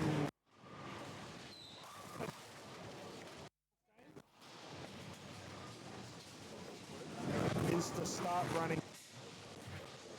It is a gladiator sport. I think we've got to run. I think we've got to run that cutthroat format. Yeah, Even in the Olympics, right? You have your heats. Yep. So your heats would be your qualifying. Yeah. Right?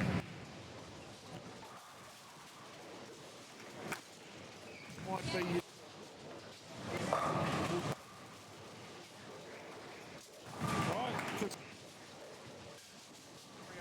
bowlers turn up. Yep. Right, you cut to your top 60.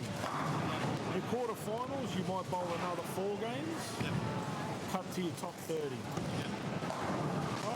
And I think that somewhat goes to solving the problem we were talking about before, where you can rock up literally to some tournaments in that cutthroat format and bowl just end up bowling one game. Right? But if we do something like that, that's a bit more of a hybrid, where you've got 3 or 4 game blocks times. You might. I mean, look at our ranked events. You can turn up, bowl your qualifying. Most ranked events are 8 to 10 games, and that's it for you. So if we're prepared to do that, why would we not be prepared to show up for 12 games in 3 blocks of 4 eliminators? Yep. And that then gets you your top half of the field that can then go on and do 1 game eliminators. That's it. And then once you get to your quarterfinals, it's literally one and done. You're either going to win and progress, or you're going to lose and see you later. Yeah. Yeah, it makes a lot of sense.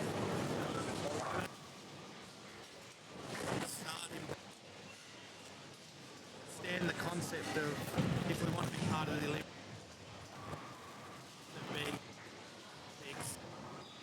one of the things we have to do is we have to eliminate a lot of the inconsistencies, right? Skill ball was one of those things. Went down that path, but everyone's going to use one ball. We're all going to use one. So you can do that. You can have some.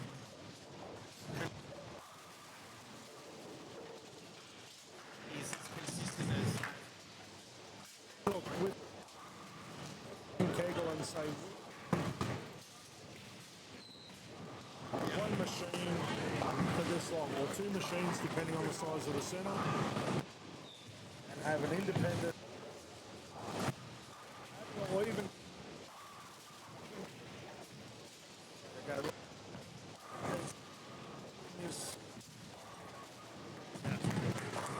we're going to random pattern it.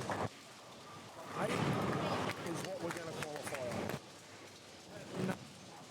4 is what we're going to buy. Yeah, put him in like a just that lotto draw. They did that at the Pavo as well with their lane draw. It's very So I just sport as a sport, of it as a sport. Given participation awards, Harry wants to come and play rocks. check the comments, mate. It'll be blowing up now. Let him. But my point is, those are better bowlers aren't prepared to put on the line if the pattern or the conditions or the centre one conducive to them. And to me, bowler, it makes you a good bowler in that centre. It's like these people who say they're pro bowling, right? But then they'll pick and choose tournaments that they'll support. And I think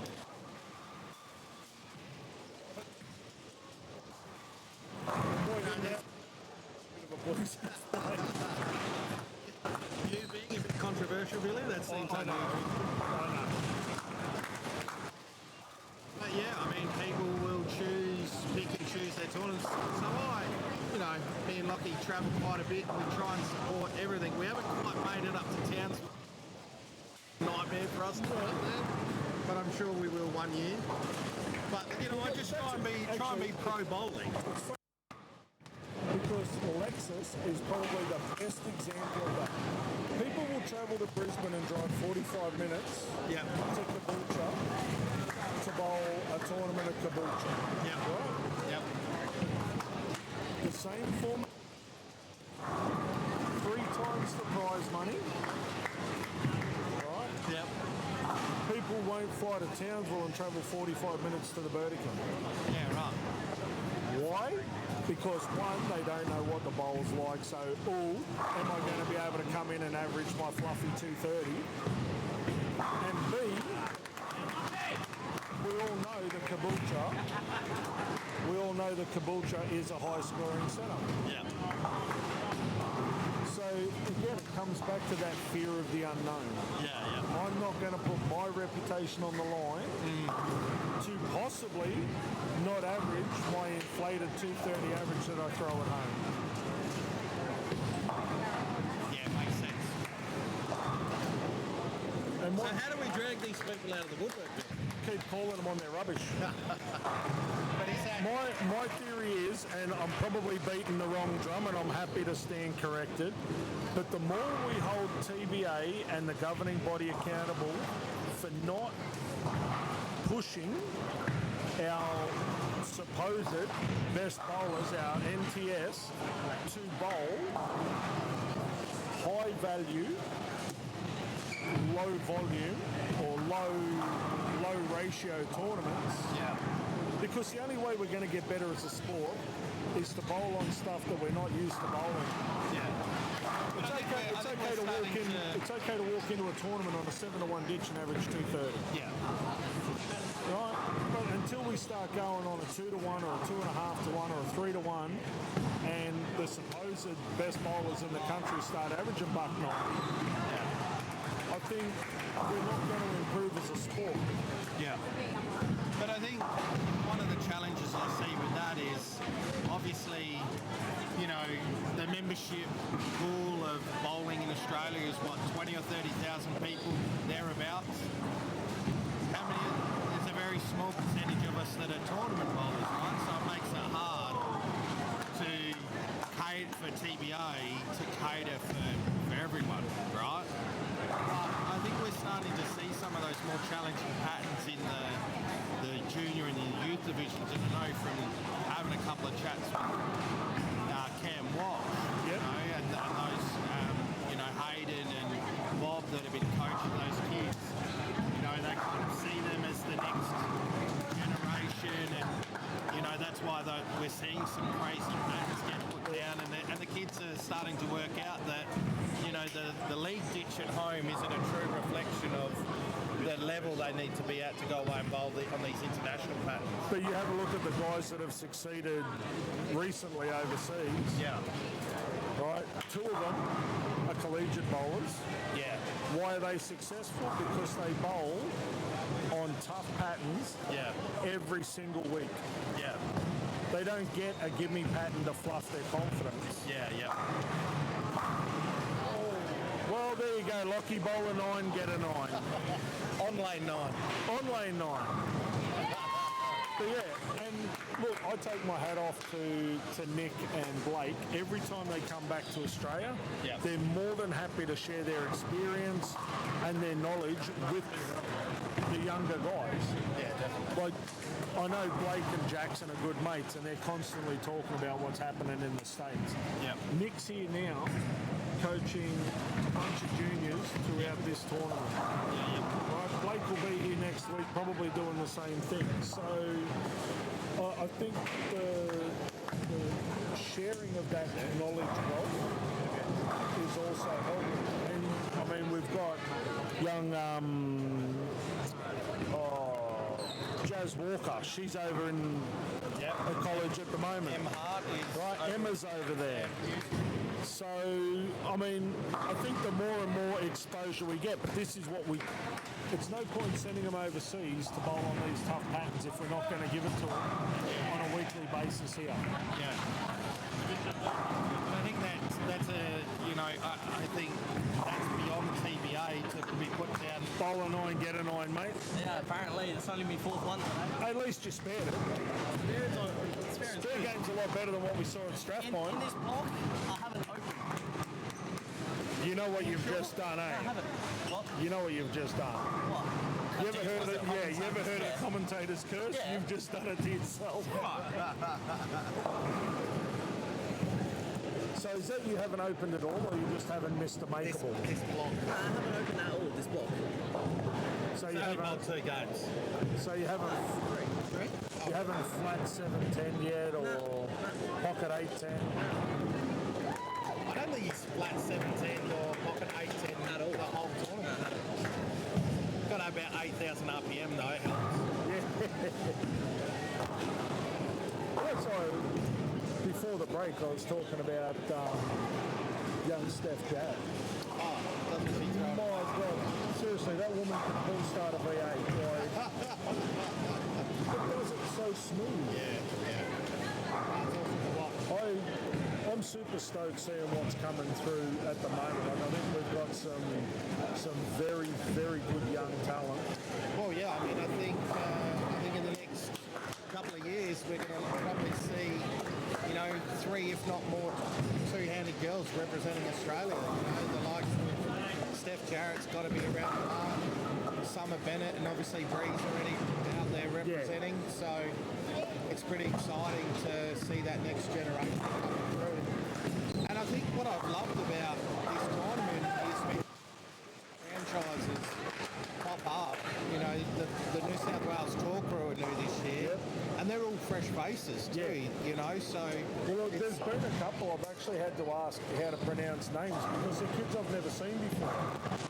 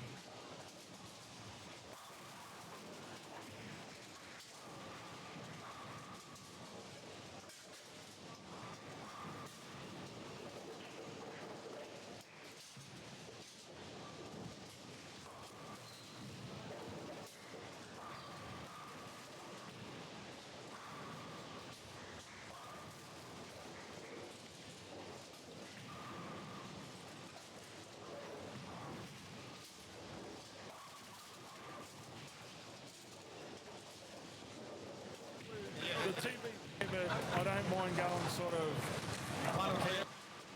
like if something special, like when Julian shot his 300, we were calling it from here. This kid here, Sydney Forrest, 12 months ago, did 20 at the ANC. Stay up.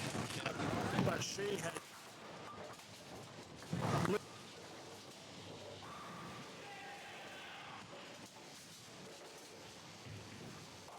right shoulder.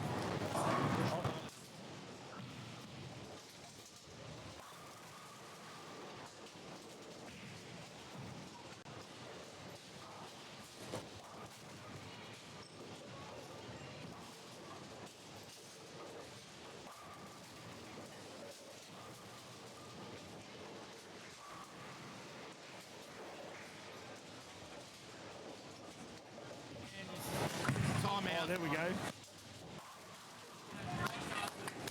But getting back to what you were saying. yeah, Lockie was bowling, he was there with Liam.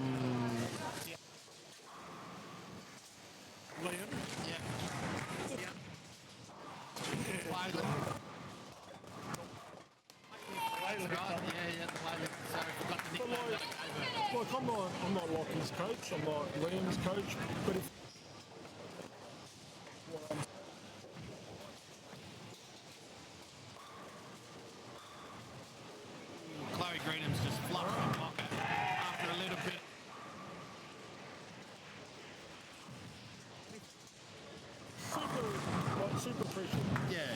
that little bit of help. But we're seeing more and more of that amongst the youth to each other. Yes, definitely. Yeah. Like they all want to each other on the lanes, but if they're not playing each other, so helping man, each you're other. doing this, yeah. Well, I think they're coming to the as much as this is a team sport and a single sport, you know, where you do play head to head, at the end of the day, it's only a score that's getting compared. You know, it's you versus the lanes, it's you versus the pins, and at the end of the day, we look at some numbers on a screen to kind of work out who wins and loses. But really, and this is what happens with all the kids that I work with, is I just say there's an equation out there you've got to work out, or a puzzle you've got to work out. And if you work it out, you'll score better than everybody else. And if you let it be you mentally, well then you're probably not going to score better than everyone else. That's it. And then, you know, comparing scores at the end is just for a bit of fun. But it's not like football or, you know, rugby influence each other's games. I mean, I'm sure you can probably trash someone's line a bit, throwing There's a few urethane. tactical things you can do, But it's non-contact. I mean, even getting in each other's head, it's up to you whether you let somebody else in your head. well, I was talking earlier. You've never in the gotten day. anyone's head at all, have you, Bill? Not at all. No, me neither. I'd like to say it was all skill for the stuff I achieved. But as I said, like if you're a parent out there, say you're sitting in your friend's lounge room and your friends are bowling Very tragic. nice 277, I reckon there. 277 for Josh Buttigieg. Yeah, beautiful. But you're looking for a sport to get your kid involved in. Yeah, That's non-contact, user-friendly. yeah.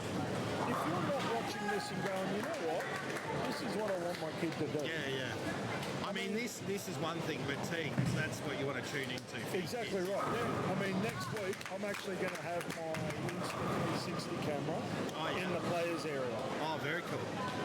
because I want people. I've told Tyson he can See have what- all the footage, Behind the scenes. and I want people to see what actually happens in the players area. Yeah. See, hopefully they'll be able to get an idea of the emotion, the hype, and the camaraderie. Like, yeah, these kids are all. Super coach Billy Gardner's just lined Chloe up There we go. for two in a row, destroyed the pocket. For a possible win. For a win? Might I add. Oh, she's clutching up here. Do you get one of the points if Chloe wins two? I reckon I should. I think you should. I reckon I should. I think so. At the very least, it's got to be worth a soda water. Oh, standing sheets change. We've gone to the top 21. Bill's entered the standings with 1 point.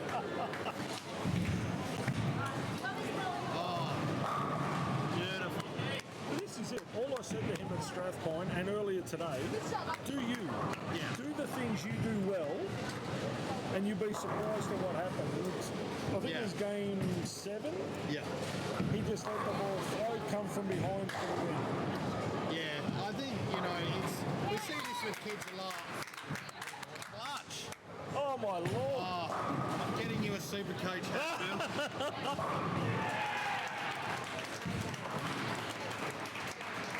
I think that's the first 3 baggers she's thrown all day. Possibly all tournament. She had to have had a 3-bagger yesterday at some stage. Well, it's nice to shoot 255 and get a win here for Lucky Bill. He shot 250 He shot 250 and lost to a 260. That's it. Got him up.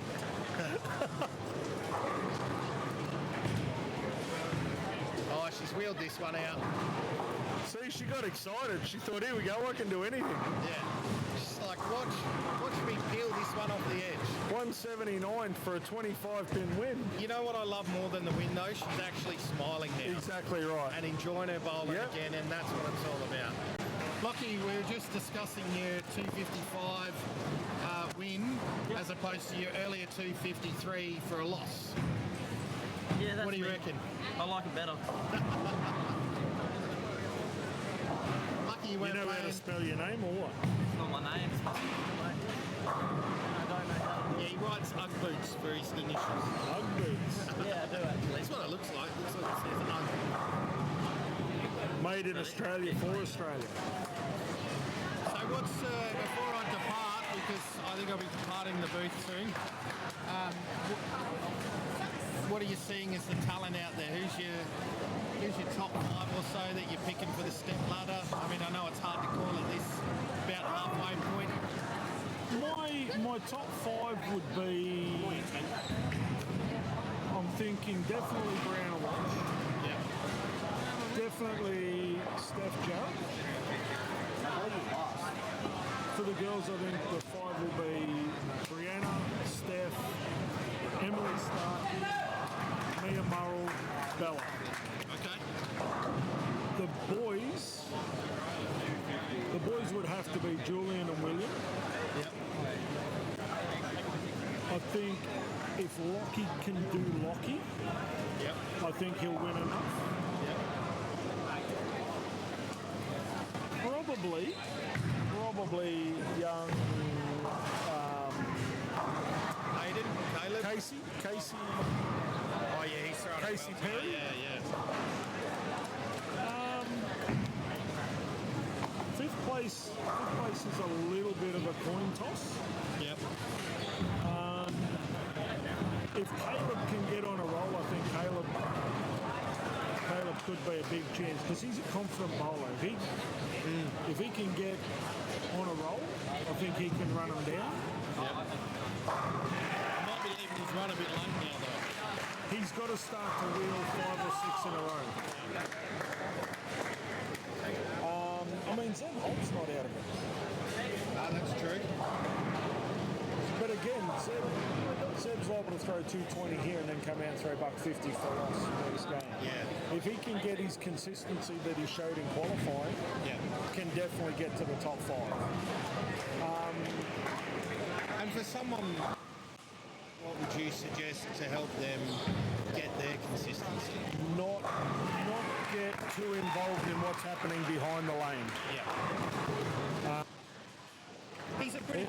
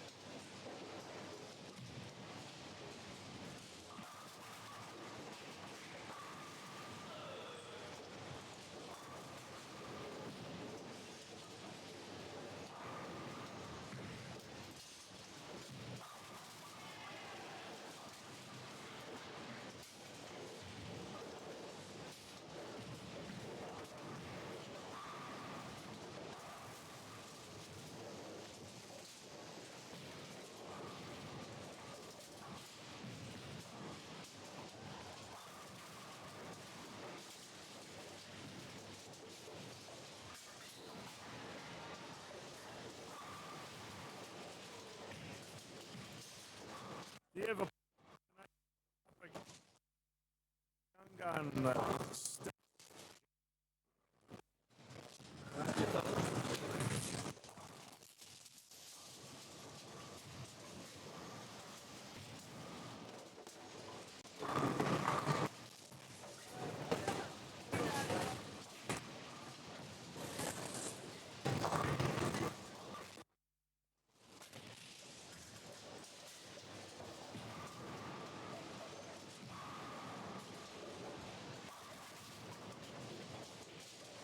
Stones.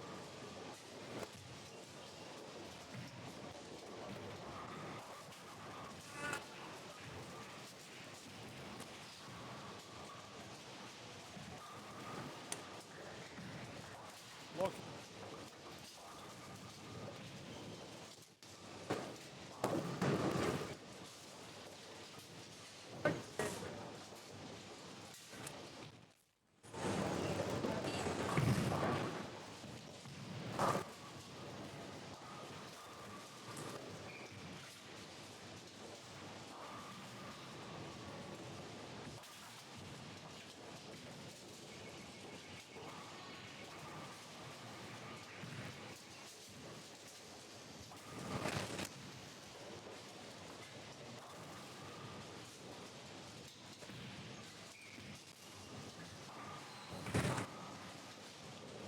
Janae.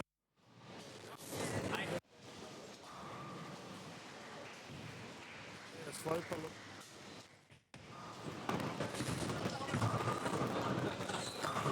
Maverick with a double.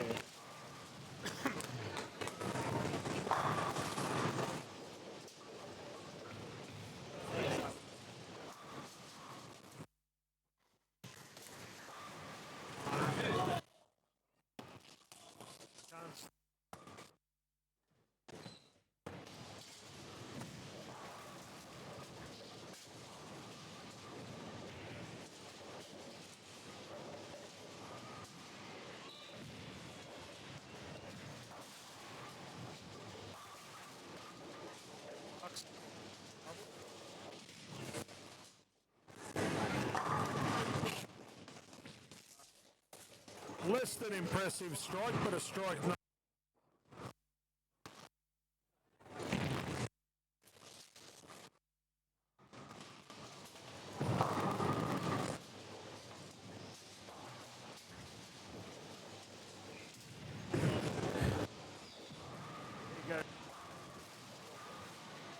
Lane 11.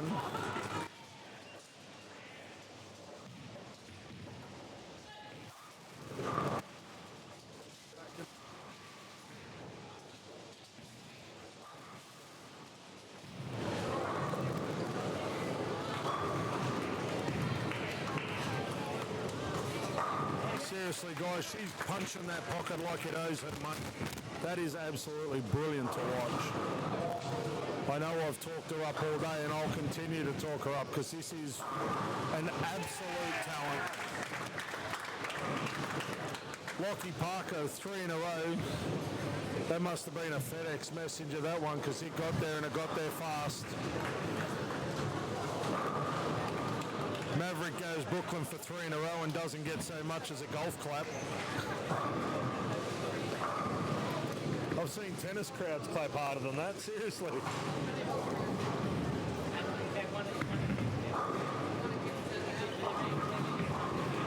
Oh, Mia Sloper, typical left-handers carry. Wasn't great, but it was effective. Tyler Clarkson bowled that more like Jeremy Clarkson. It was a bit all over the place. For those of you that have seen Clarkson's farm, you'll know what I'm talking about.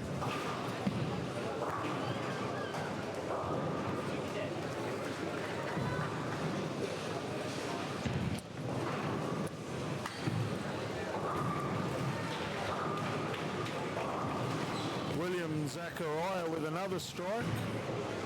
As we said, he has bowled 805 for his last 3 games. 280, 280, 245.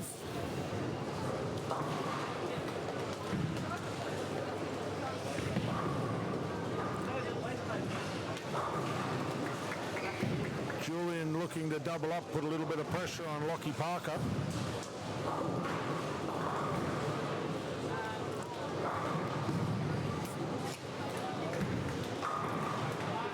Unlucky shot there from young Steph, rings the 10.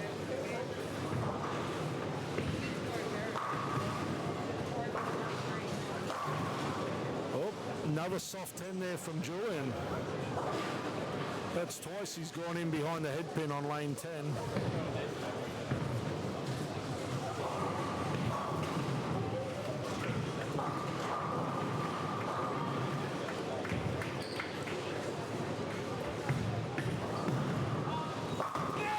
Four in a row there for Lockie.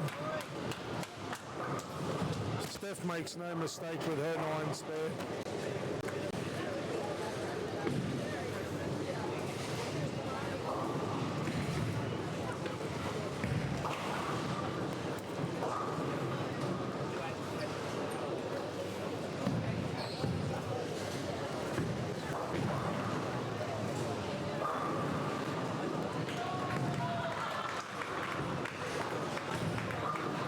So after 12 games, Brianna Walsh leads away on 20 points with Steph Jarrett and Jessica Chi. Bella Westlake, Shanae, Emily Starkey in equal 4th. Summer Bennett is in 7th position. Rebecca Sutomo, Eloise Cox, Eva Price, Shyla Dawson, Deja Newington all on equal 8th.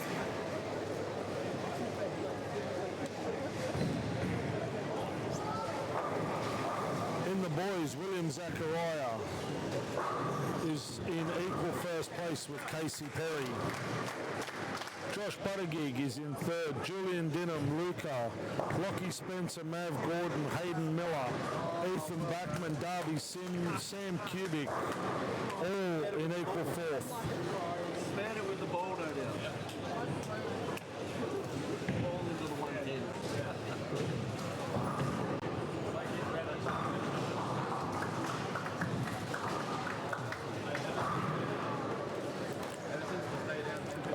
Brianna Walsh is averaging 205.5. Steph Jarrett is averaging 203.4. Jess Chi 190.3. Bella Westlake's averaging 203. In the boys, we've got William Zachariah averaging 223. 220 average for Casey Perry. Josh Buttigieg, 233. Julian Dinham, 236. Absolutely phenomenal averages here in the boys and the girls.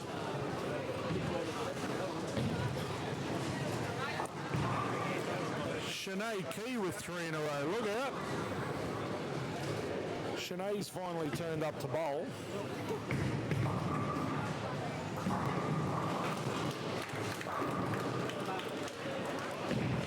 Forever smiling, but finally turned up to bowl. Abby goes high, leaves a 6, 7, 10.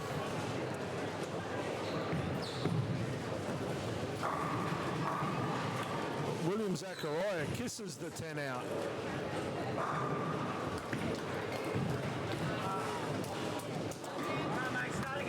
Lockie Parker with a 9 miss.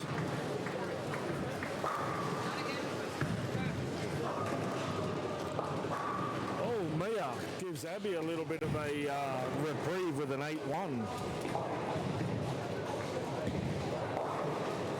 Abby decided to have a go at that. Cherry's a 10 off the 6.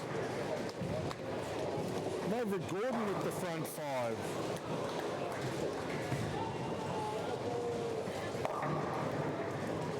Maybe it's only right-handers that can throw 300 on the TV pair.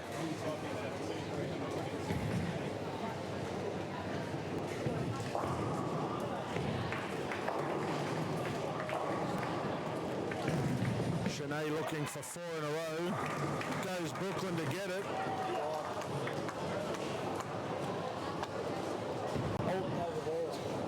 I wonder if she knows every one of them's only 8 spare.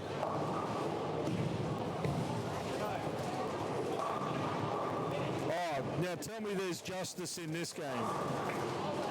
Steph Jarrett gets up there and punches a pocket for a stone 9. Shanae goes light Brooklyn, caves it in for 4 in a row, and giggles while she does it. TK would be home, super proud. That's my girl.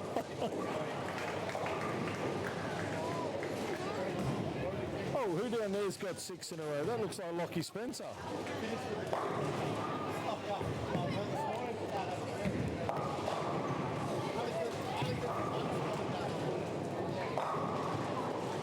Julian's back with a strike. 9 spare there from Steph Jarrett.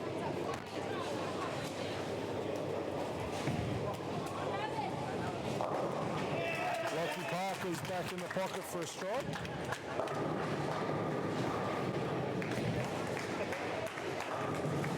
Abby can't quite kick the 10 out.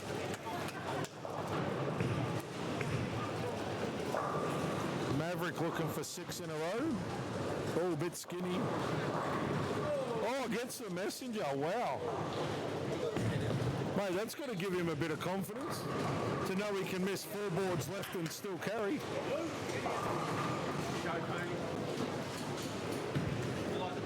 Why not, Mia?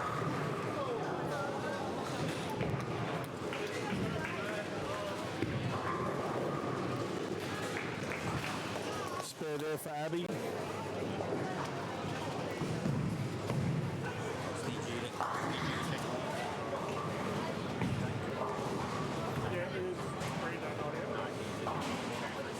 Have we got scales?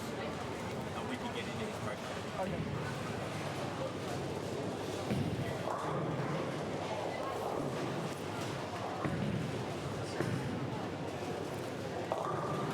Shanae goes high, leaves a big 4.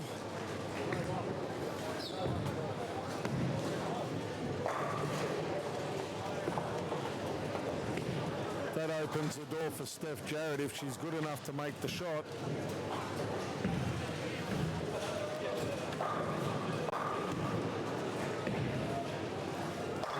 Great shot there by Steph. Seriously, if this young girl's not in a green and gold shirt by the end of the year, I'll be absolutely amazed.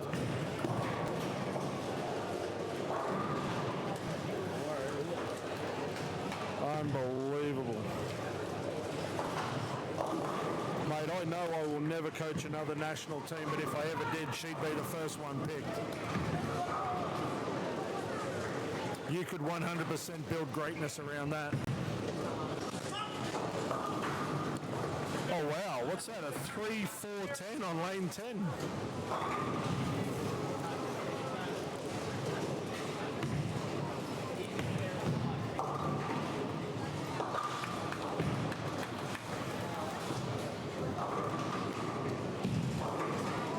Emily Starkey with a double.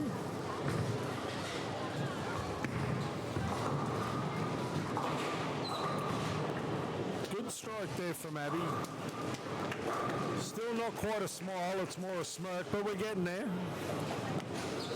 I know it's taken 10 years to get the first smile, but I'm thinking by the end of the day I might get a second. Maybe.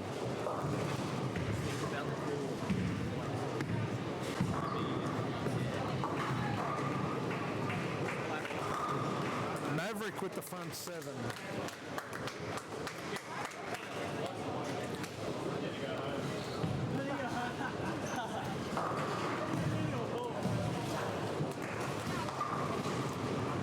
A little bit slow there by Steph.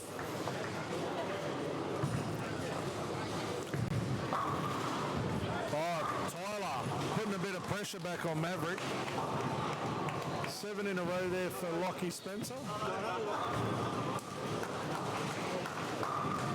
Oh my God, she's hit the pocket on the left lane. Shanae struck in the pocket on the left. Giddy up.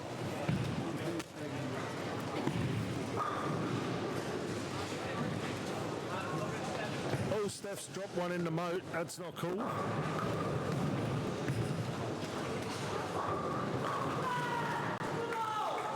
I think Julian might have got out of the purple into the black. Look out. Now I sound like I'm calling snooker. Oh, the purple one's blocked. He's going for the black.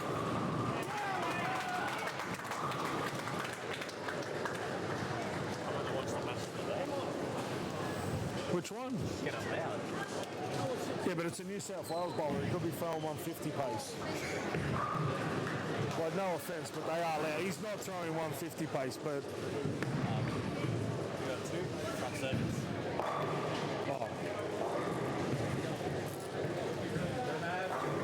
Oh, look out! Mavs come from the clouds.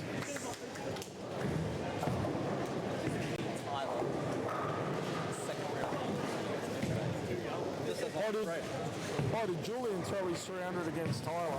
Yes. Oh, my Lord. The same person. Mate, if I had 2 300s in the one day bowled at me, I'd have retired years ago. That would have been me done. He's celebrating with somebody. Yeah, well, did you see Rebecca's strike? That messenger took about 3 weeks to get there. Oh, yes. Tyler's coming hard. He's on the charge. He's set sail for the finish line, young Tyler. He's pinned the ears back. All day that shot's there.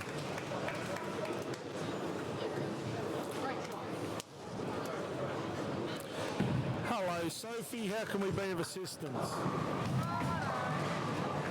You don't know?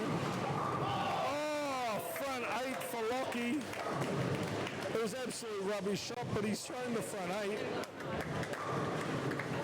Julian's rung a 10. That could be there. Oh, 58, 15 pin lead. Can be cut to 5 with a strike here. Hopefully we're not going to see another 5 count to lose by 4.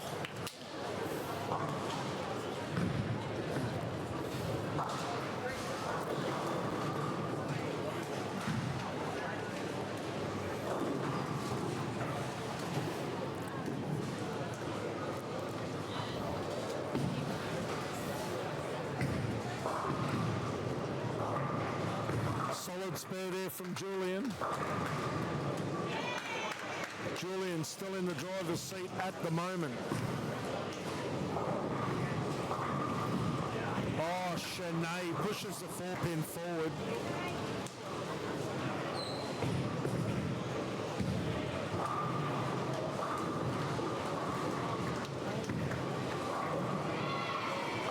Mia flushes the pocket.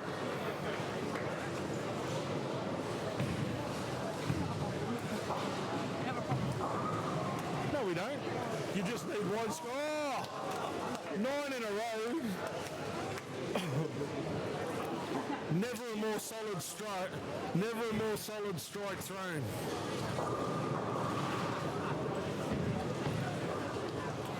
If it was ever going to happen, it's going to happen now.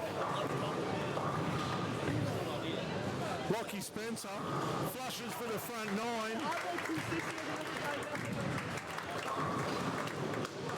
Mate, William Zachariah bowled back-to-back 280s. Nobody gave him a golf clap. These two are gone front 9 a pair.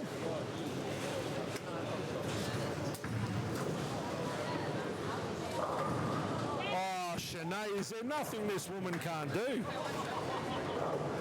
She can strike Brooklyn, she can hit the pocket, she'll almost carry the 3-pin.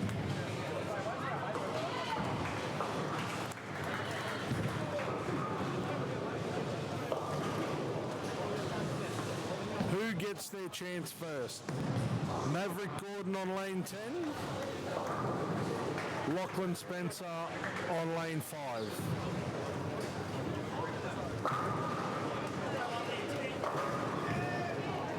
Lachlan Parker with a 9 count.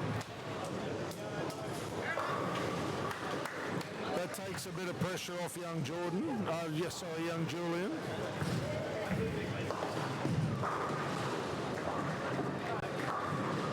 Oh, Steph Jarrett's not going away. 25 pin game. Shanae must spare the 10th to be a certainty. Julian flats the 7 pin.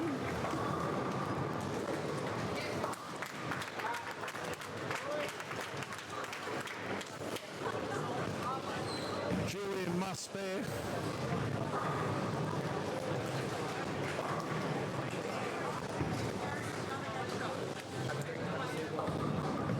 Abby goes wide for.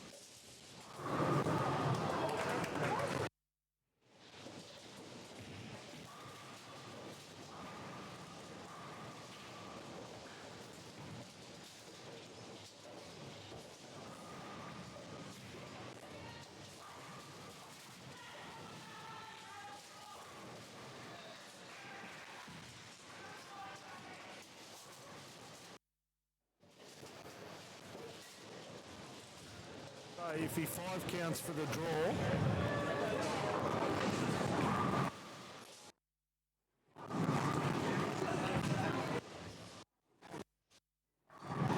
Oh.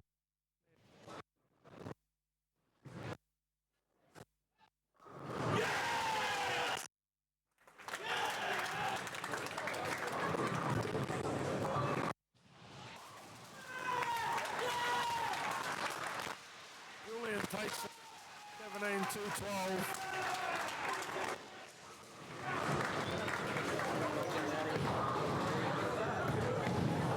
All right. This is where we're at.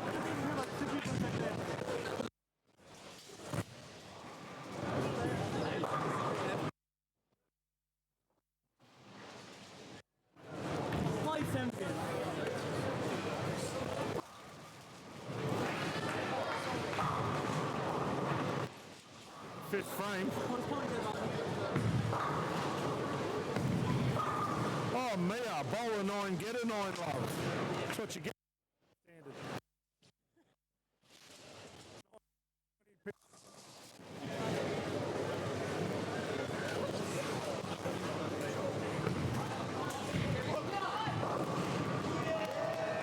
Oh, Lockie blinked first.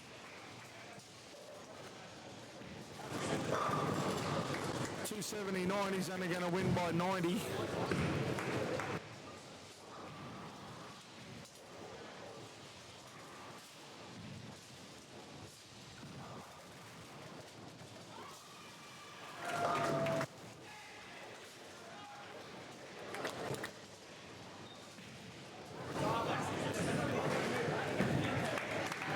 Tyler.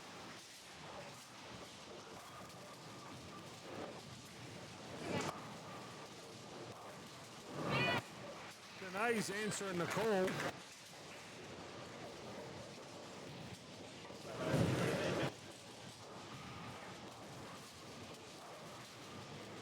But it's been very, very effective. Mav gave that one a little more room. Go to 2 pin, the same as Spence.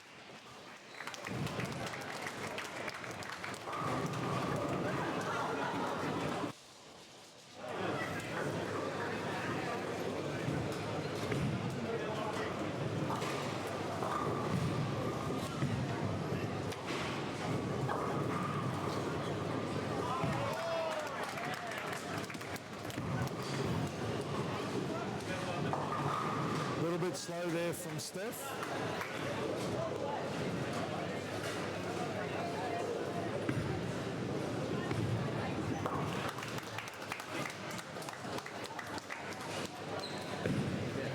Considering how much of a train wreck that game started at, it was actually a very good game there between Tyler Clarkson and Maverick.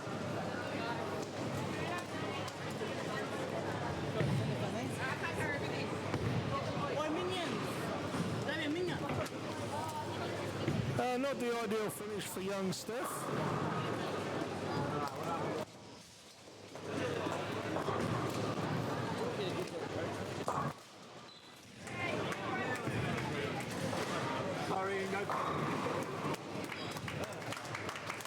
So we've got a 277. It's a 299 for Maverick Gordon. 238 for Shanae Key. William Zachariah is going to throw a possible 227 to win by 3, unless he absolutely.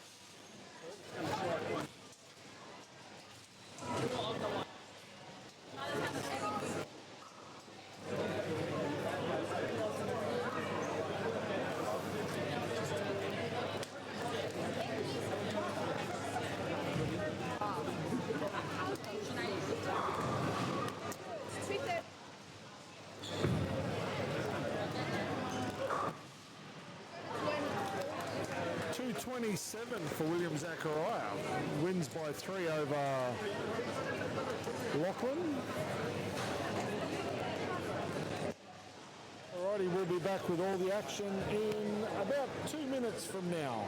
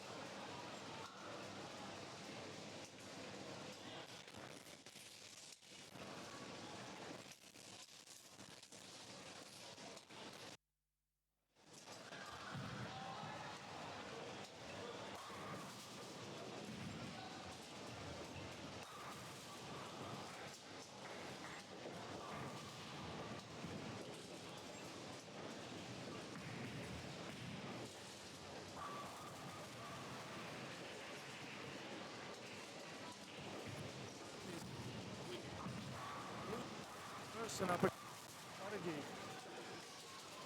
Caleb Warren up against Flynn Slade. 11 and 12, Jessica Chick. Anastaki takes on Rebecca Sutomo.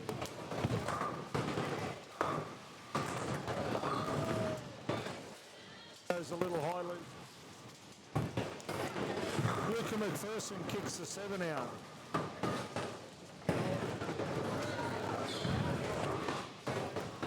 Frank Lucifer, how are you? Join me in the commentary position.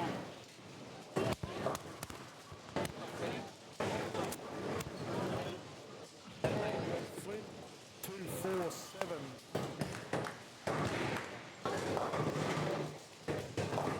a Starkey take 3-2.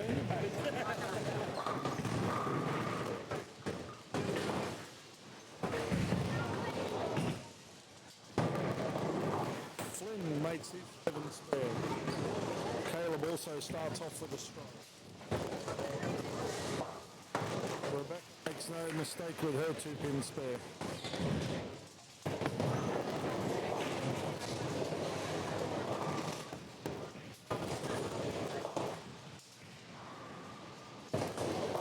Emily Starkey smacks a pocket. She's off to a solid start against Jess.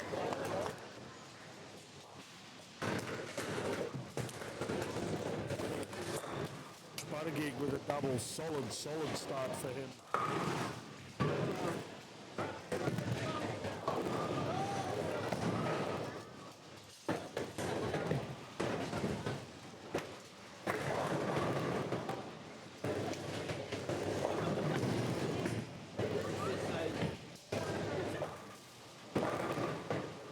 Jessica, Tenpin ball just drives a little too hard. Luca McPherson also opens up with a double.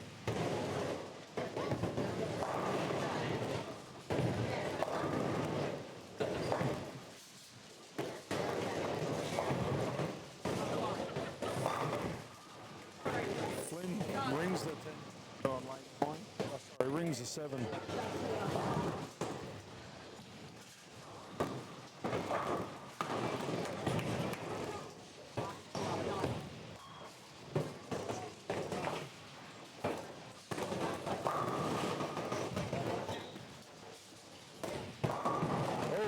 Miss there for Flynn.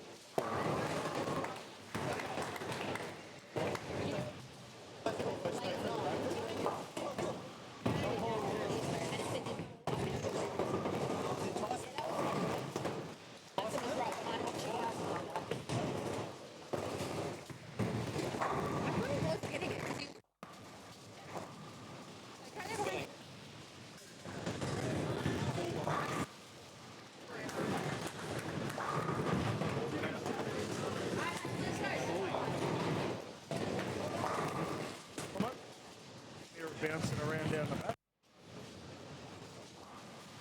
I reckon.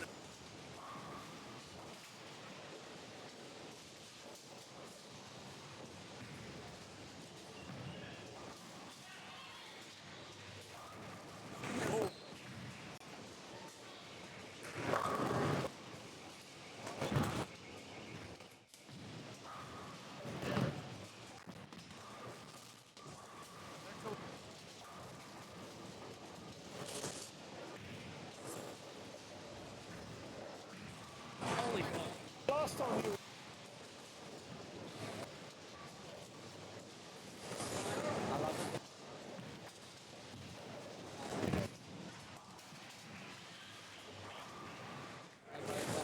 nice to see the tournament director.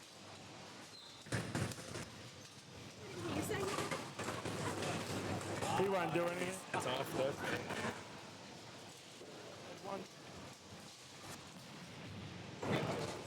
As a technician, he's a great tournament director.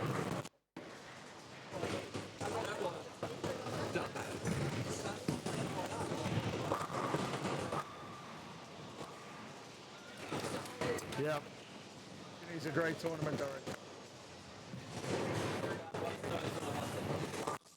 He goes high. 6-9.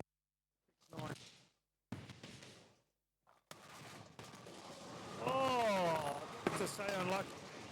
Left hand.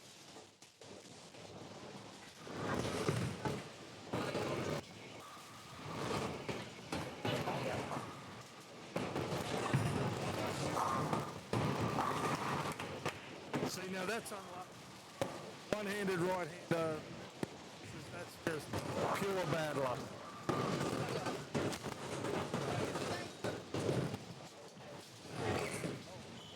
not cool.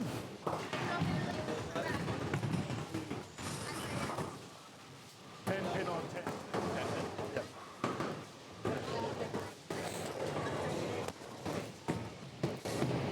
Rolls that one up, goes a little bit high, rolls the 6 out, leaves just the 10.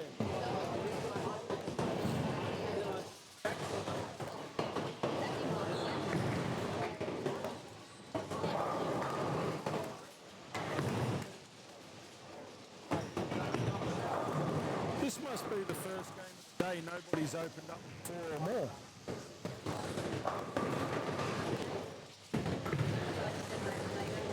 First game of the day. Hannah with a 9 spare.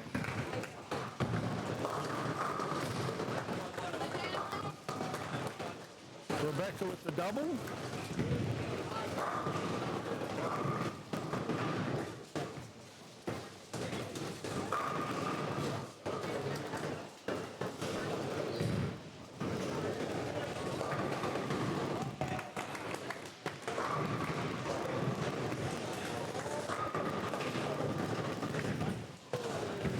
Okay, that could be a bit far for the text to get.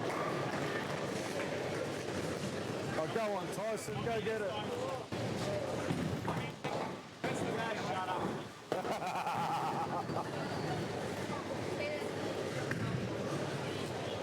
Jessica rolls one up into the pocket nicely. Graham Morgan joining us in the central commentary position.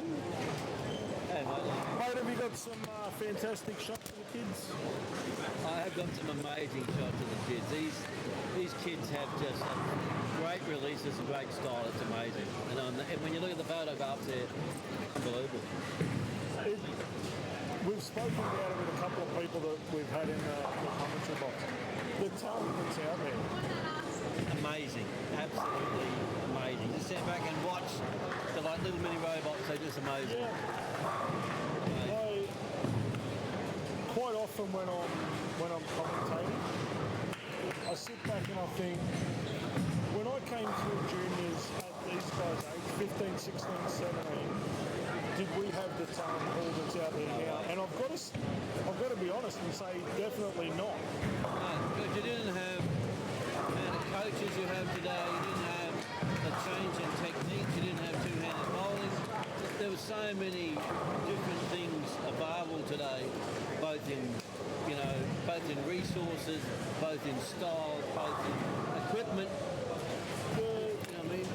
The one thing that I guess has really impressed me the most, I'll say 99% of them are really, really good people. Oh, amazing. Lovely.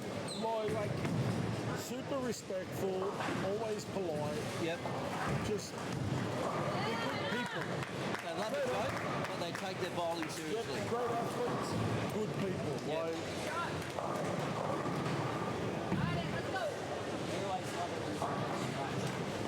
I mean, look, even the left-handers are nice people. I know, which is quite strange, but anyway. That's about as close as a compliment you're going to get me to give a lefty. Mate, I never expected. Nah, look. I mean, all jokes aside, left-handed, right-hand, whatever. The skill level involved to do what they do these days is amazing. Yeah, it's just next level. Yeah. It's just next level. But to look at it, you can also, I just look at it as it's just another challenge to try and when you bowl against these kids in tournaments and open tournaments, you go, man, I'm gonna get 200% out of my 75% just to turn up, you know. I mean, I look back when I was their age, everybody said, look, what you guys are doing with the bowling ball is right. Eating like that many revs, that much power, right. And then you watch these two-handers come out, and as much as I don't agree with it, and I'm not a big fan of it, I also understand this is the future of the game. Yeah. And if what we're looking at here is the future of the game, so be it. We are in an amazing position. Absolutely amazing position. I think in 10, the next amount of years' time, two-handed will be the norm and single-handed will be the complete flip. But like just the variations in the two-handed, like we've got Luca McPherson who's sitting there basically bellying the ball half the lane. Flynn's playing a lot straighter, both playing the same break point, two completely different ways of getting there, with about a comparable rev rate. Yeah. Some of them bounce it into the lane, some of them lay it down on the lane. It's amazing the different styles, as you said. But even the girls, like you've got Brianna Walsh who has been bowling two-handed for a while. I mean, you look at that young Steph Jarrett, and that kid is just next level. Yeah. Yeah. I mean, in the not too distant future, I wouldn't be surprised to see an Australian team go away with 3 or 4 two-handed females. I don't think it's even it's an if. It's just a win. Yeah. It's just a win. Like Summer Bennett, her game's improved over the last probably 12 to 18 months as well. And then you've got, even younger again, you've got young Sydney Forrest, one-hander. Her skill level and her game has gone to the next level as well. Mia Sloper, left-hander. There's some really good bowlers out there, just amazing.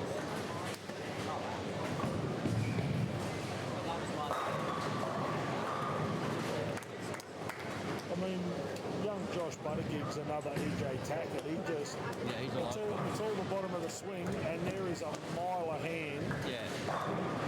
Just ready to unleash a world of hurt. Like, and I think the girls on these sorts of patterns try to touch the right pace. Yeah. Just the right pace. And obviously the guys with the hand, they've got to keep the pace up, but the girls just have a really nice pace for that type of shot. Correct. But I mean, you have a look at the styles of some of the girls. Like Emily Stark, other than Steph Jarrett, Emily Starkey one-handed would have the highest rev rate in the field. You'd think so. She just absolutely tweaks the bottom of that swing. Yeah. As we say that, we see young Flynn throw an Apache helicopter in the 5-pin that just sits there and laughs at it.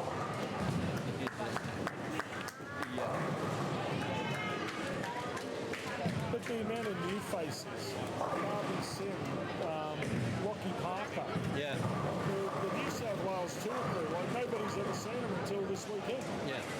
And they've handled themselves and acquitted themselves extremely well. Yeah, I walked along and thought, geez, I didn't see you last year. Yeah. Oh, geez, you know what I mean?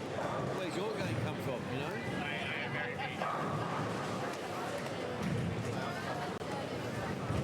I just think as a sport we're in a pretty good. If this is the future of our sport in here, we're looking okay. This is what we need to harness and promote to the world. Yeah. And I think events like ANC, yeah, and for what, and look, whether you like corner pins or not, and I know there are a lot of people out there that are anti-corner pins, but you've got to take your hat off to the showcase they've supplied. Yeah. To put this talent in the foreground. Yeah. Like, no offence, but we bowled President Shield here 3 months ago, and there was not this level of talent.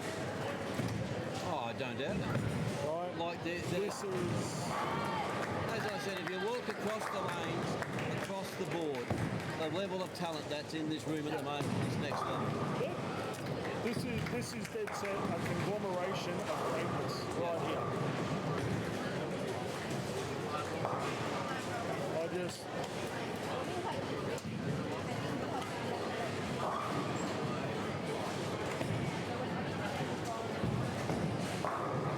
Oh, Chloe Brennan, 6 in a row.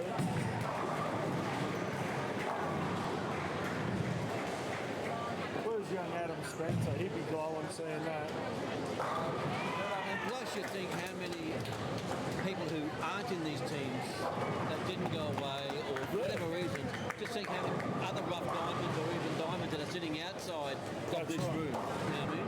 But I made the statement earlier, if there's a family at home sitting in a friend's lounge room that's watching this and listening, and you're thinking about a sport to put your little Johnny or little Jenny in, this has got to be it. Like we from all races, colours and creeds, all bowling on the biggest stage in Australia, getting along as if they'd known each other for 20 years. And there's so many friendships being built along the way.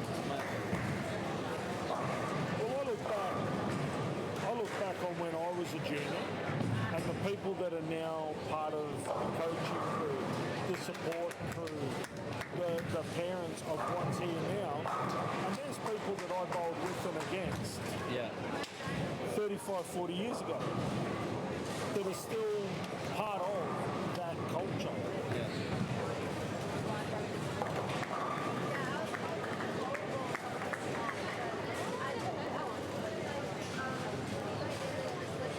I was just saying, this is the first game all day that nobody's opened up with the front four already. Have your elbow up on the table, away from it. You're both going to watch away from it. Jess and the cheese, she's so robotic, young Jess. She just gets up there, rinse, repeat. Very simple. As I say that, Luca leaves the 7-pin.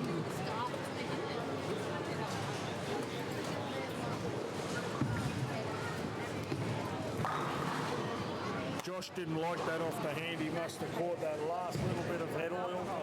Gets the kick long.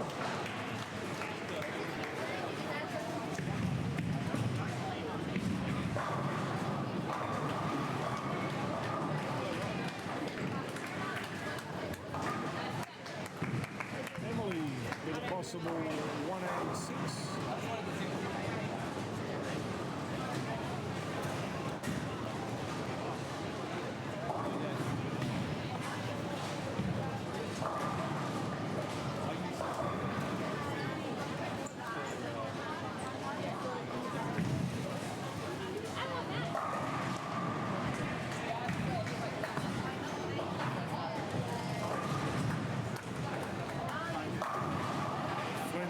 Solid strike.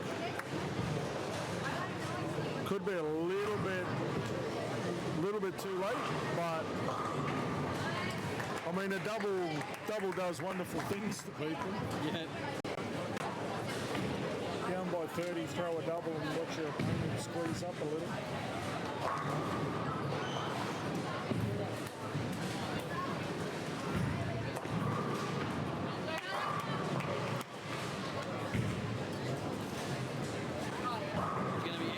See how they cope with the other patterns. Yeah. You know what I mean? So once the free hook disappears, it's going to be amazing to see. Yes, it is a little bit longer, but the volume is a little less, and we'll see what happens. That's exactly right. Plus, when you've got 30 guys all throwing urethane, they're going to chunk up real quick.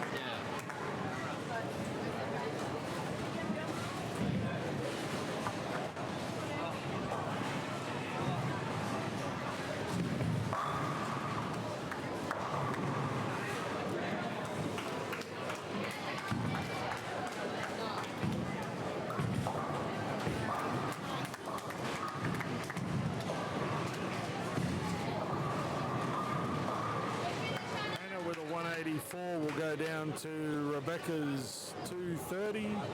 Jessica also with a 234 beats Hannah's sister Emily with a 186.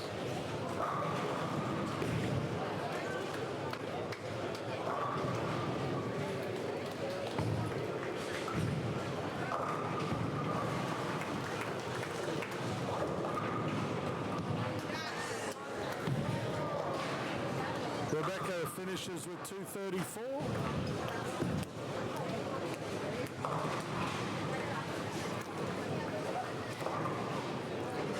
Flynn with a double puts the pressure back on Caleb.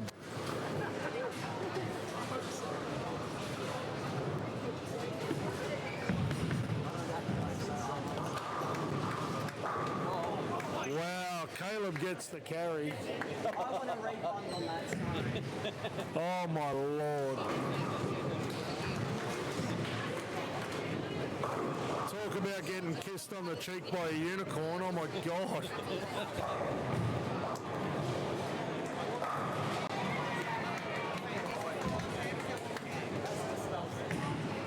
MATCHPLAY. I'm going to miss 5 boards left, have the ball, hold to the pocket, shred the 2-8, and then sit there and laugh about it.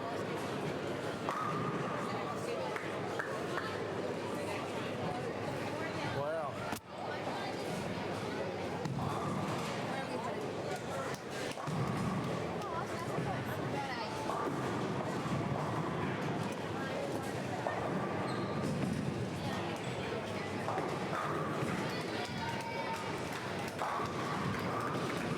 Just another kid, just rinse and repeat. You know, I don't know how to wash the lean with it.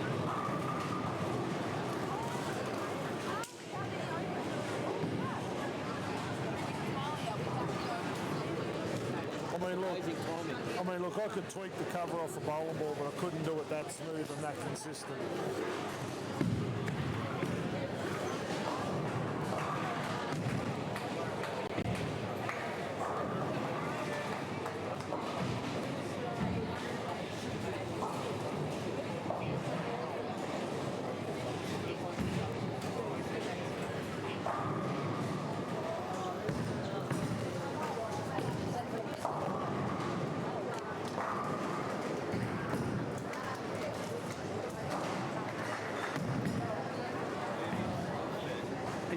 Trying to outdo yourselves. Pardon? Are you two trying to outdo yourselves? Yeah.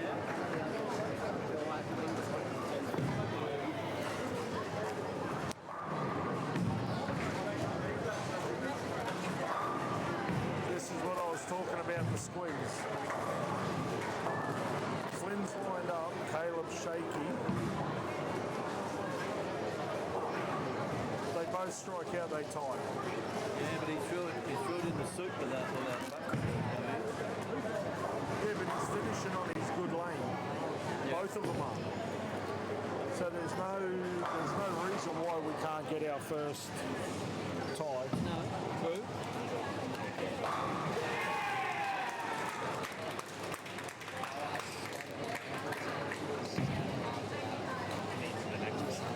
No, Darby's got a spare strike to win by a pin.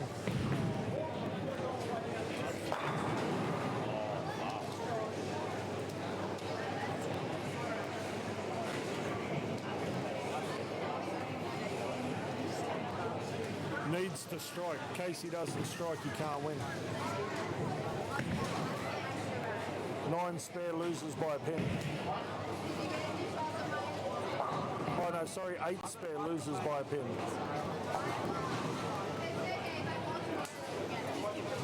9 for a tie, strike for a win.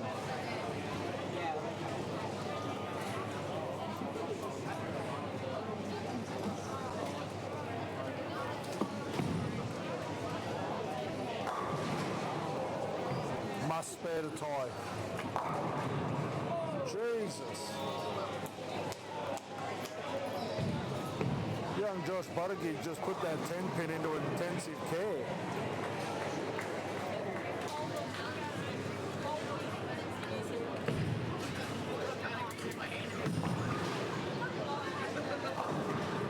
There's the first in the 10th. Caleb's doing the right thing. Caleb's now putting the squeeze back on Flynn.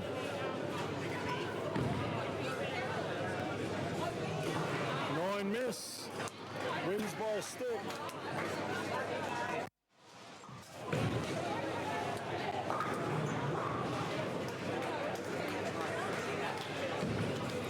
We're on the cusp of our first tie.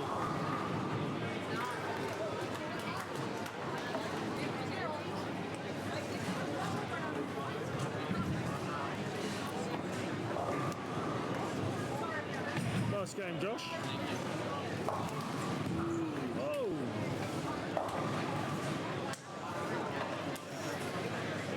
Oops.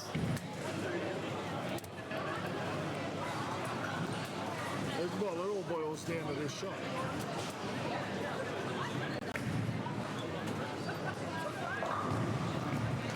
That's wide.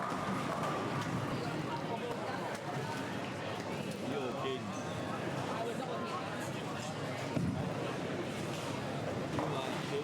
Wow. You are kidding me. What else else can you say? Wow. Spins it and it doesn't fall. And stay, Wow. how did that even stay up?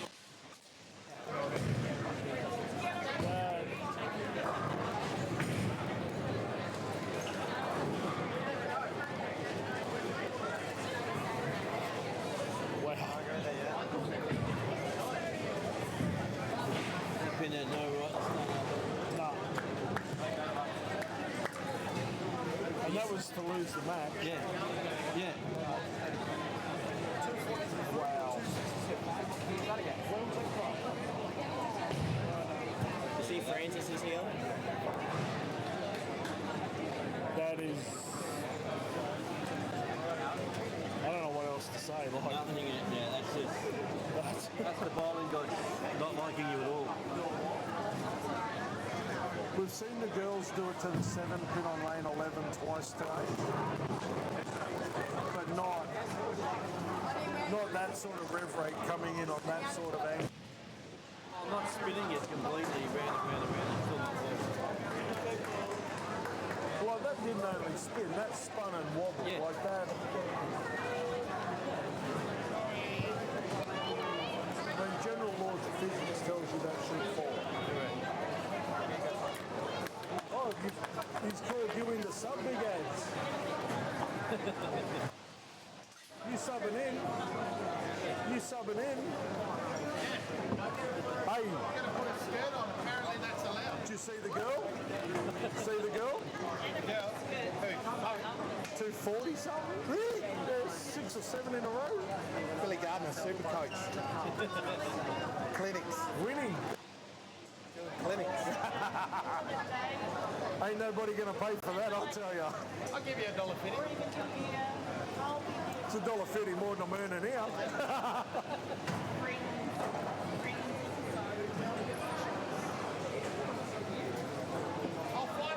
find a fishing charter for you. We're there. We are there. Be blackmailed. That's it. I'm easy, but I'm not cheap. I'm easy, but I'm not cheap. I don't care what you've read on what bathroom wall. We know, it's well-known facts.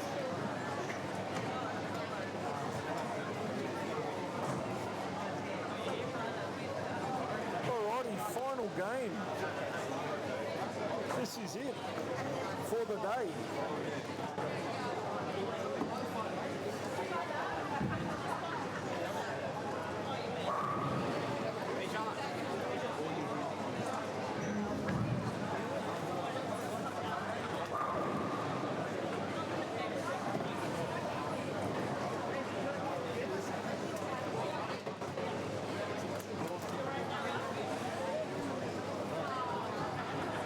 Casey's fan.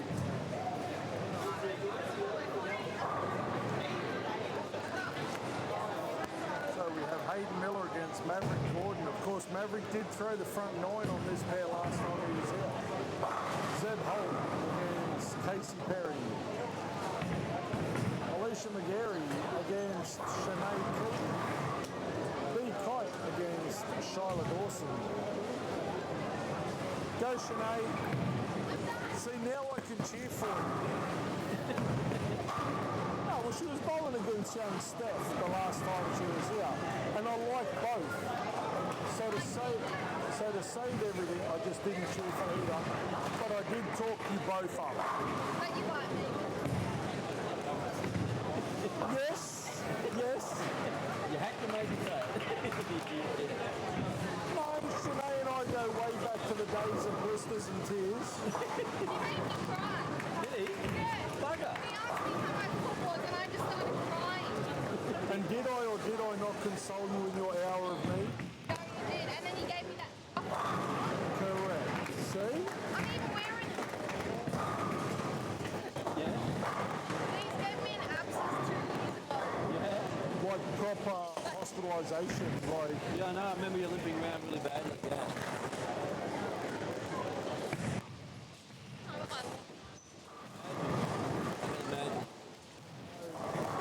Have a lot of sympathy for a lot. My heart bled for her that day. I could see how much pain she was in. I went to the doctor 3 times and the hospital once.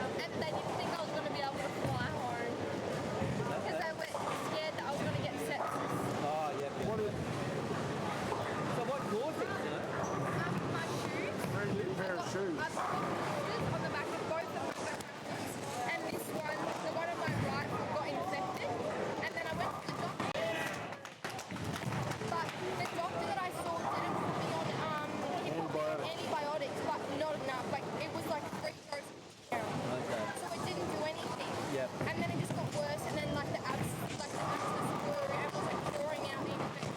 It's just like blew up. So the shoes are okay now? Yeah, fine. Mum went and got them like stretched. Yeah. Like it wasn't even like I was like, oh, they're rubbing. It wasn't until I finished and I took my shoes off, I was like, oh, I've got this. Because she bowled earlier in the day and bowled well. Yeah. And then literally came off the lanes. We were down behind 3 and 4.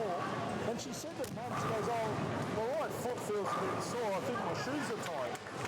Took them off and there's just blisters everywhere. And it wasn't even like they were, it was like rubbing. It wasn't even like, oh, I need to change my shoes. Like, it's like rubbing. I couldn't feel anything.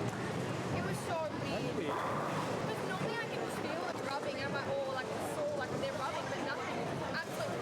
I finished bowling and I had blisters on both of my feet. On the back. But the right one was a lot worse than it was. It's done over once you took your shoes off. Yeah. That's weird, eh? And then I could barely even bowl. Zeb Holt goes a little light, leaves the bucket. Yeah, it was the weirdest. Yeah, I know. I remember her being in agony last year.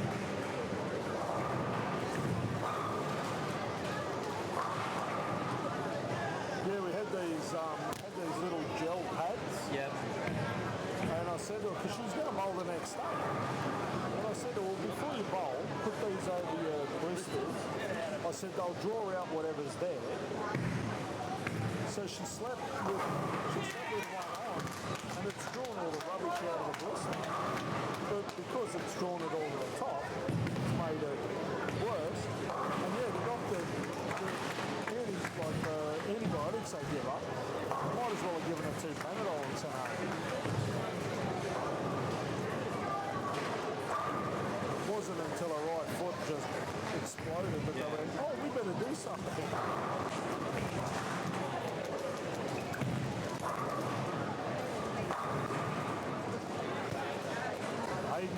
Hayden Miller with the front 3. See, this is more like it. Last game, we didn't have anybody open up with the front 3 or 4. Yeah. The only game all day that nobody's opened up with at least the front 4.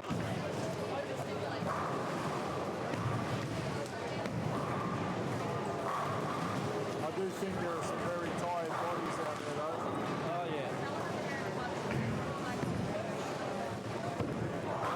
And I guess to a certain extent that's the trade-off for the power game that we see.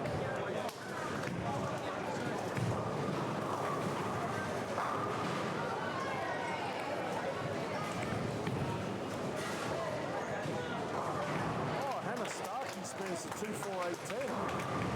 Great spare down there on lane 8.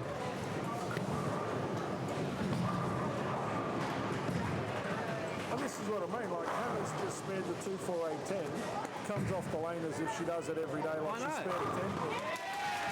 Back in my day, I'd be jumping up and down like I just won bloody New York Marathon. Like.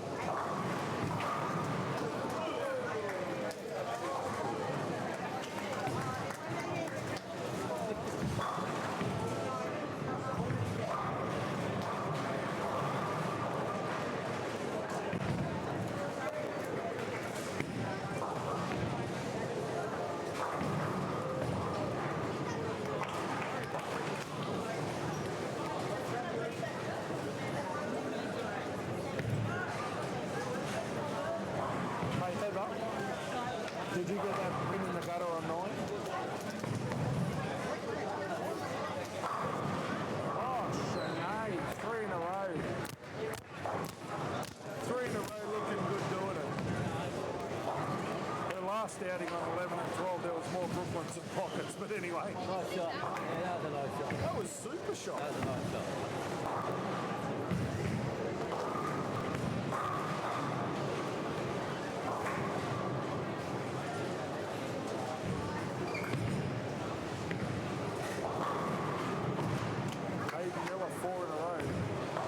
Another kid got a mile and so smooth doing it.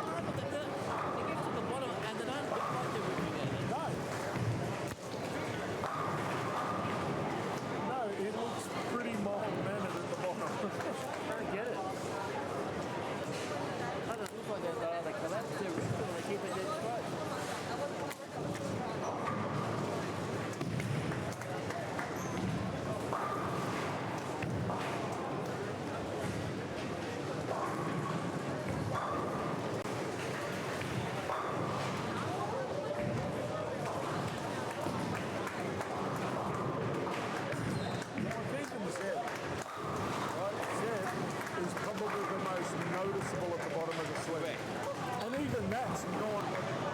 uncomfortably aggressive. You know what I mean? Like, yes, you can tell he's giving it a tweak, but the rest of them, it's just like, oh yeah, get to the bottom, get through the ball. Like, there's a 700 rev rate.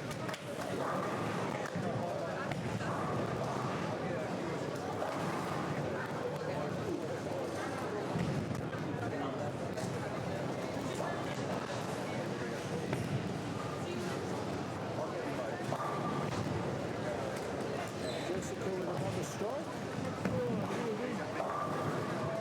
Pretty sure that gives her the front four.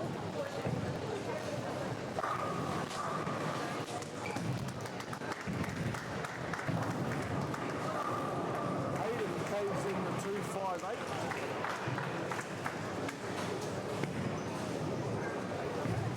Go Rory.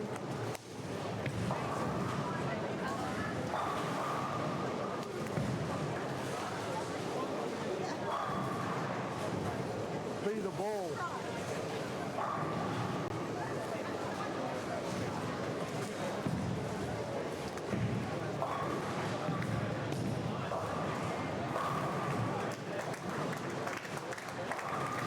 Oh, look at TK's sister go.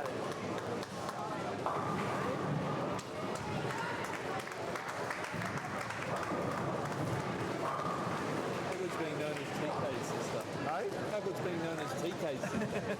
She hates it. I called her that last year. And I'm not TK. Nice job, TK's sister.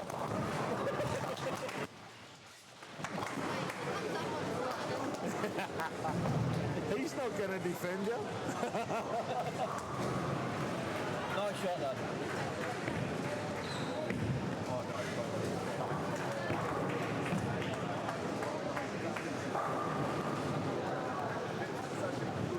Charlotte Dawson, a little bit high. Probably the slowest in the ball speeds is Charlotte. I think late in the day is where she's getting in trouble. Yeah. It's still a nice shot. It's still got really good shape. It's just a little bit slow late in the day. Yeah. So she is susceptible to that. Snappy bit at the end. Yeah, that through the nose at the last minute.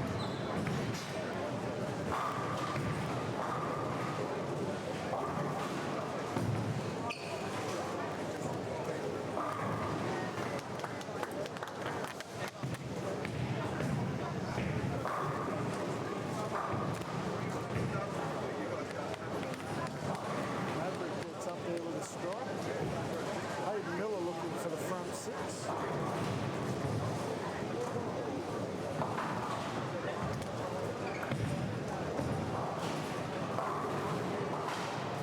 Can't quite keep the six bit out. How much the stock left you shot? What's that? Oh yeah. Six pin off the left hand side of Tenpin.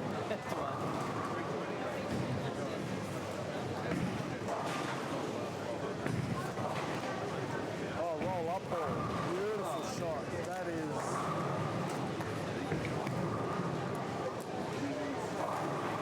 That is pure silk right there. That is. That's my teammate right there. That is pure silk right there.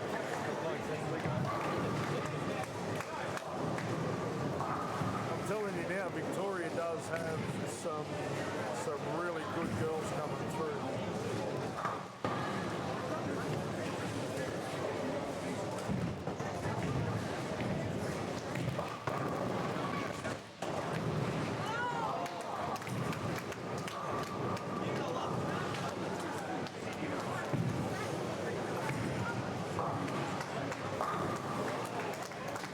Zed's 3 in a row. He's making the charge at Casey. Hannah's fighting back against Stephanie.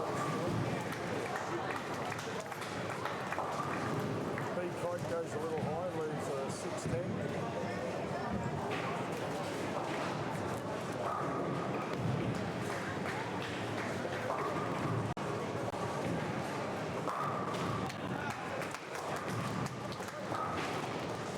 Marker will strike.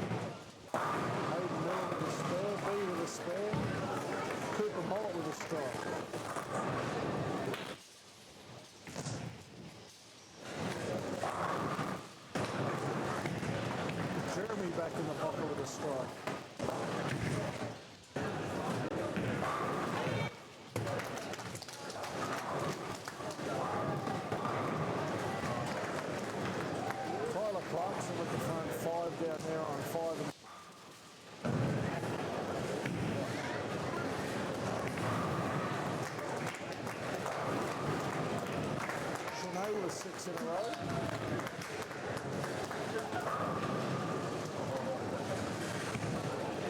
Sinead's back in her Brooklyn pocket. She's comfortable again.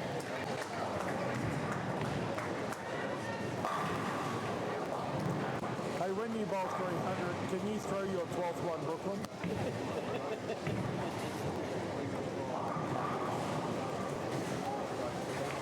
I can try. That'll make my day.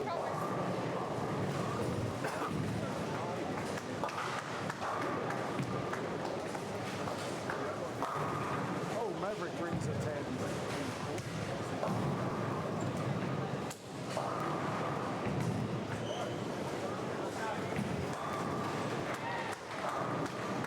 Smith with the double.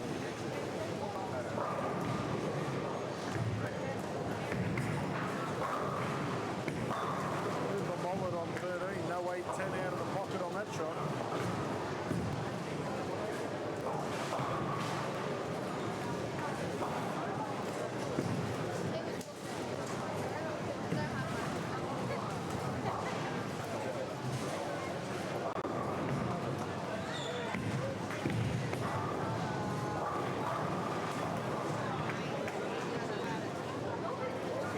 Oh, have a go. Stomp it.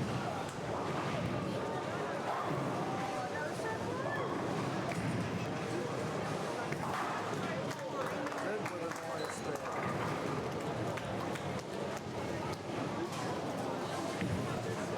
Casey can strike here to put a little bit of pressure back on young Zeb.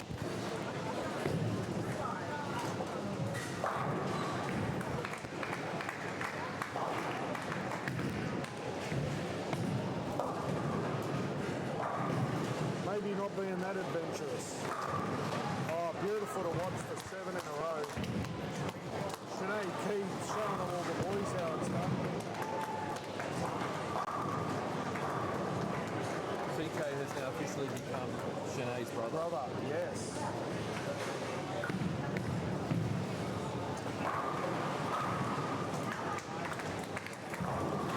There you go, TK. I know you're listening, so you have now become Sinead's brother. Hey, Will. Have you spoken to Graham about his 15 pence? Tell us, Graham, about the Golden Oldies tournament somewhere in Madwood of Asia, where they give 65-year-olds a bonus 15 pins. Tell me how that works. What? We're not telling anything. We're not saying anything. That's what we're doing. I think we should touch on this for just a moment. No, we don't need to touch on anything. Are they giving you the 15 pins because you're old or because you're left-handed? It's 10. Oh, hang on, we've got it up here. 10. 61 to 65 get 10. How old are you? 65. I'll be 65 this year, so I'm getting 10, not 15. Sorry, 10.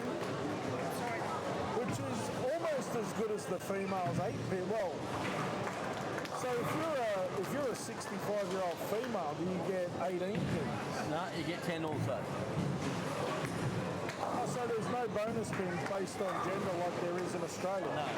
Okay. I'm a little more at ease with that. I do not understand why gender gives you bonus pins. You should have mine.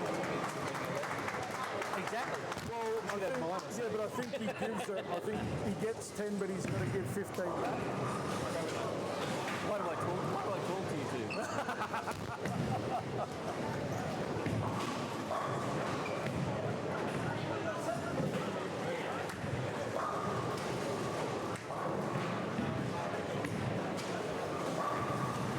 Sinead Key looking for 8 in a row. Oh, gets through that one. Get up ball. Oh, soft 10. That was a cracking shot. May have missed a little bit at the bottom of the swing. Holy God, that was a great shot. That's like first place champions, like 50 million rupees. Yeah, which is about, I don't know, $5.40. plus tax. No, what did we work it out last night? The whole prize fund was 25 grand. Yeah, so you look at it, So 1/6 of 25 grand is $3,000. yeah. Oh, the girl can spare as well. But something haven't done before, so Looks good on a resume. I don't really care. Not really. Mate, it looks good on your Australian team application.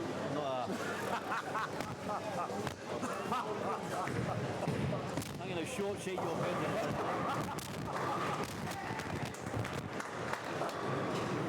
You may have no sheets. Please, Mr. Morgan, can you justify why we should select you in a team? Well, let me think about this, shall I? Top your rankings by a country mile, bowl every tournament in the country and outshoot everybody. Let me think about this, shall I? Shut up. I went overseas and knocked one off over there too, just because I could.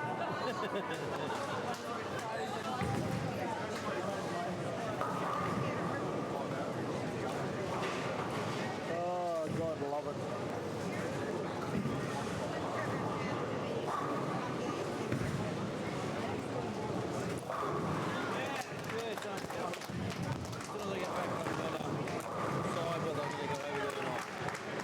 Something different.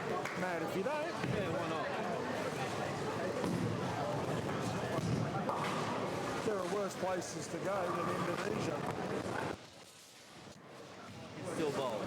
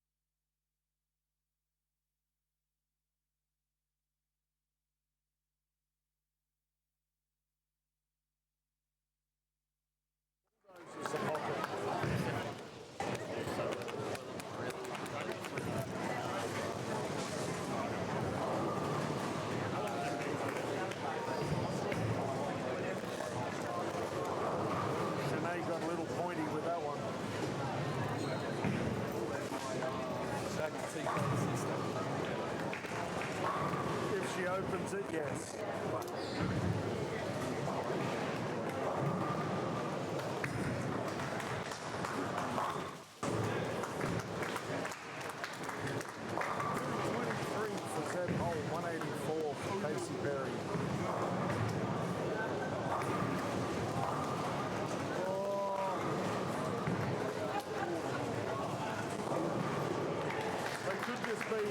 other's siblings now. His kids. Jenny's key for the story.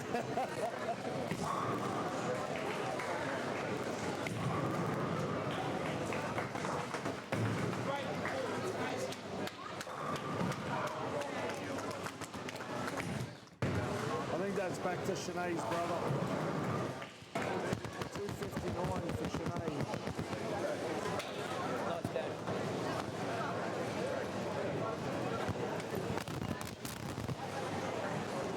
The last one, sir.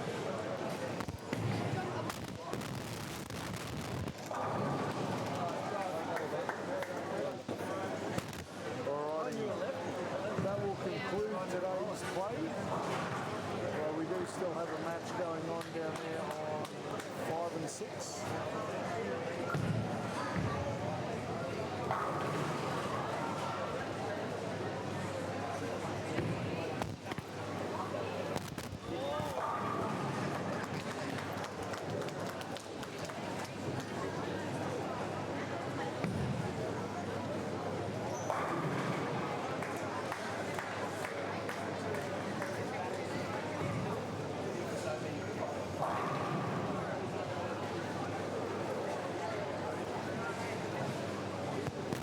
Remember, we will be back bright and early tomorrow morning. Check-in will be before 7:30. Bowling will start from 8 o'clock. Please make sure that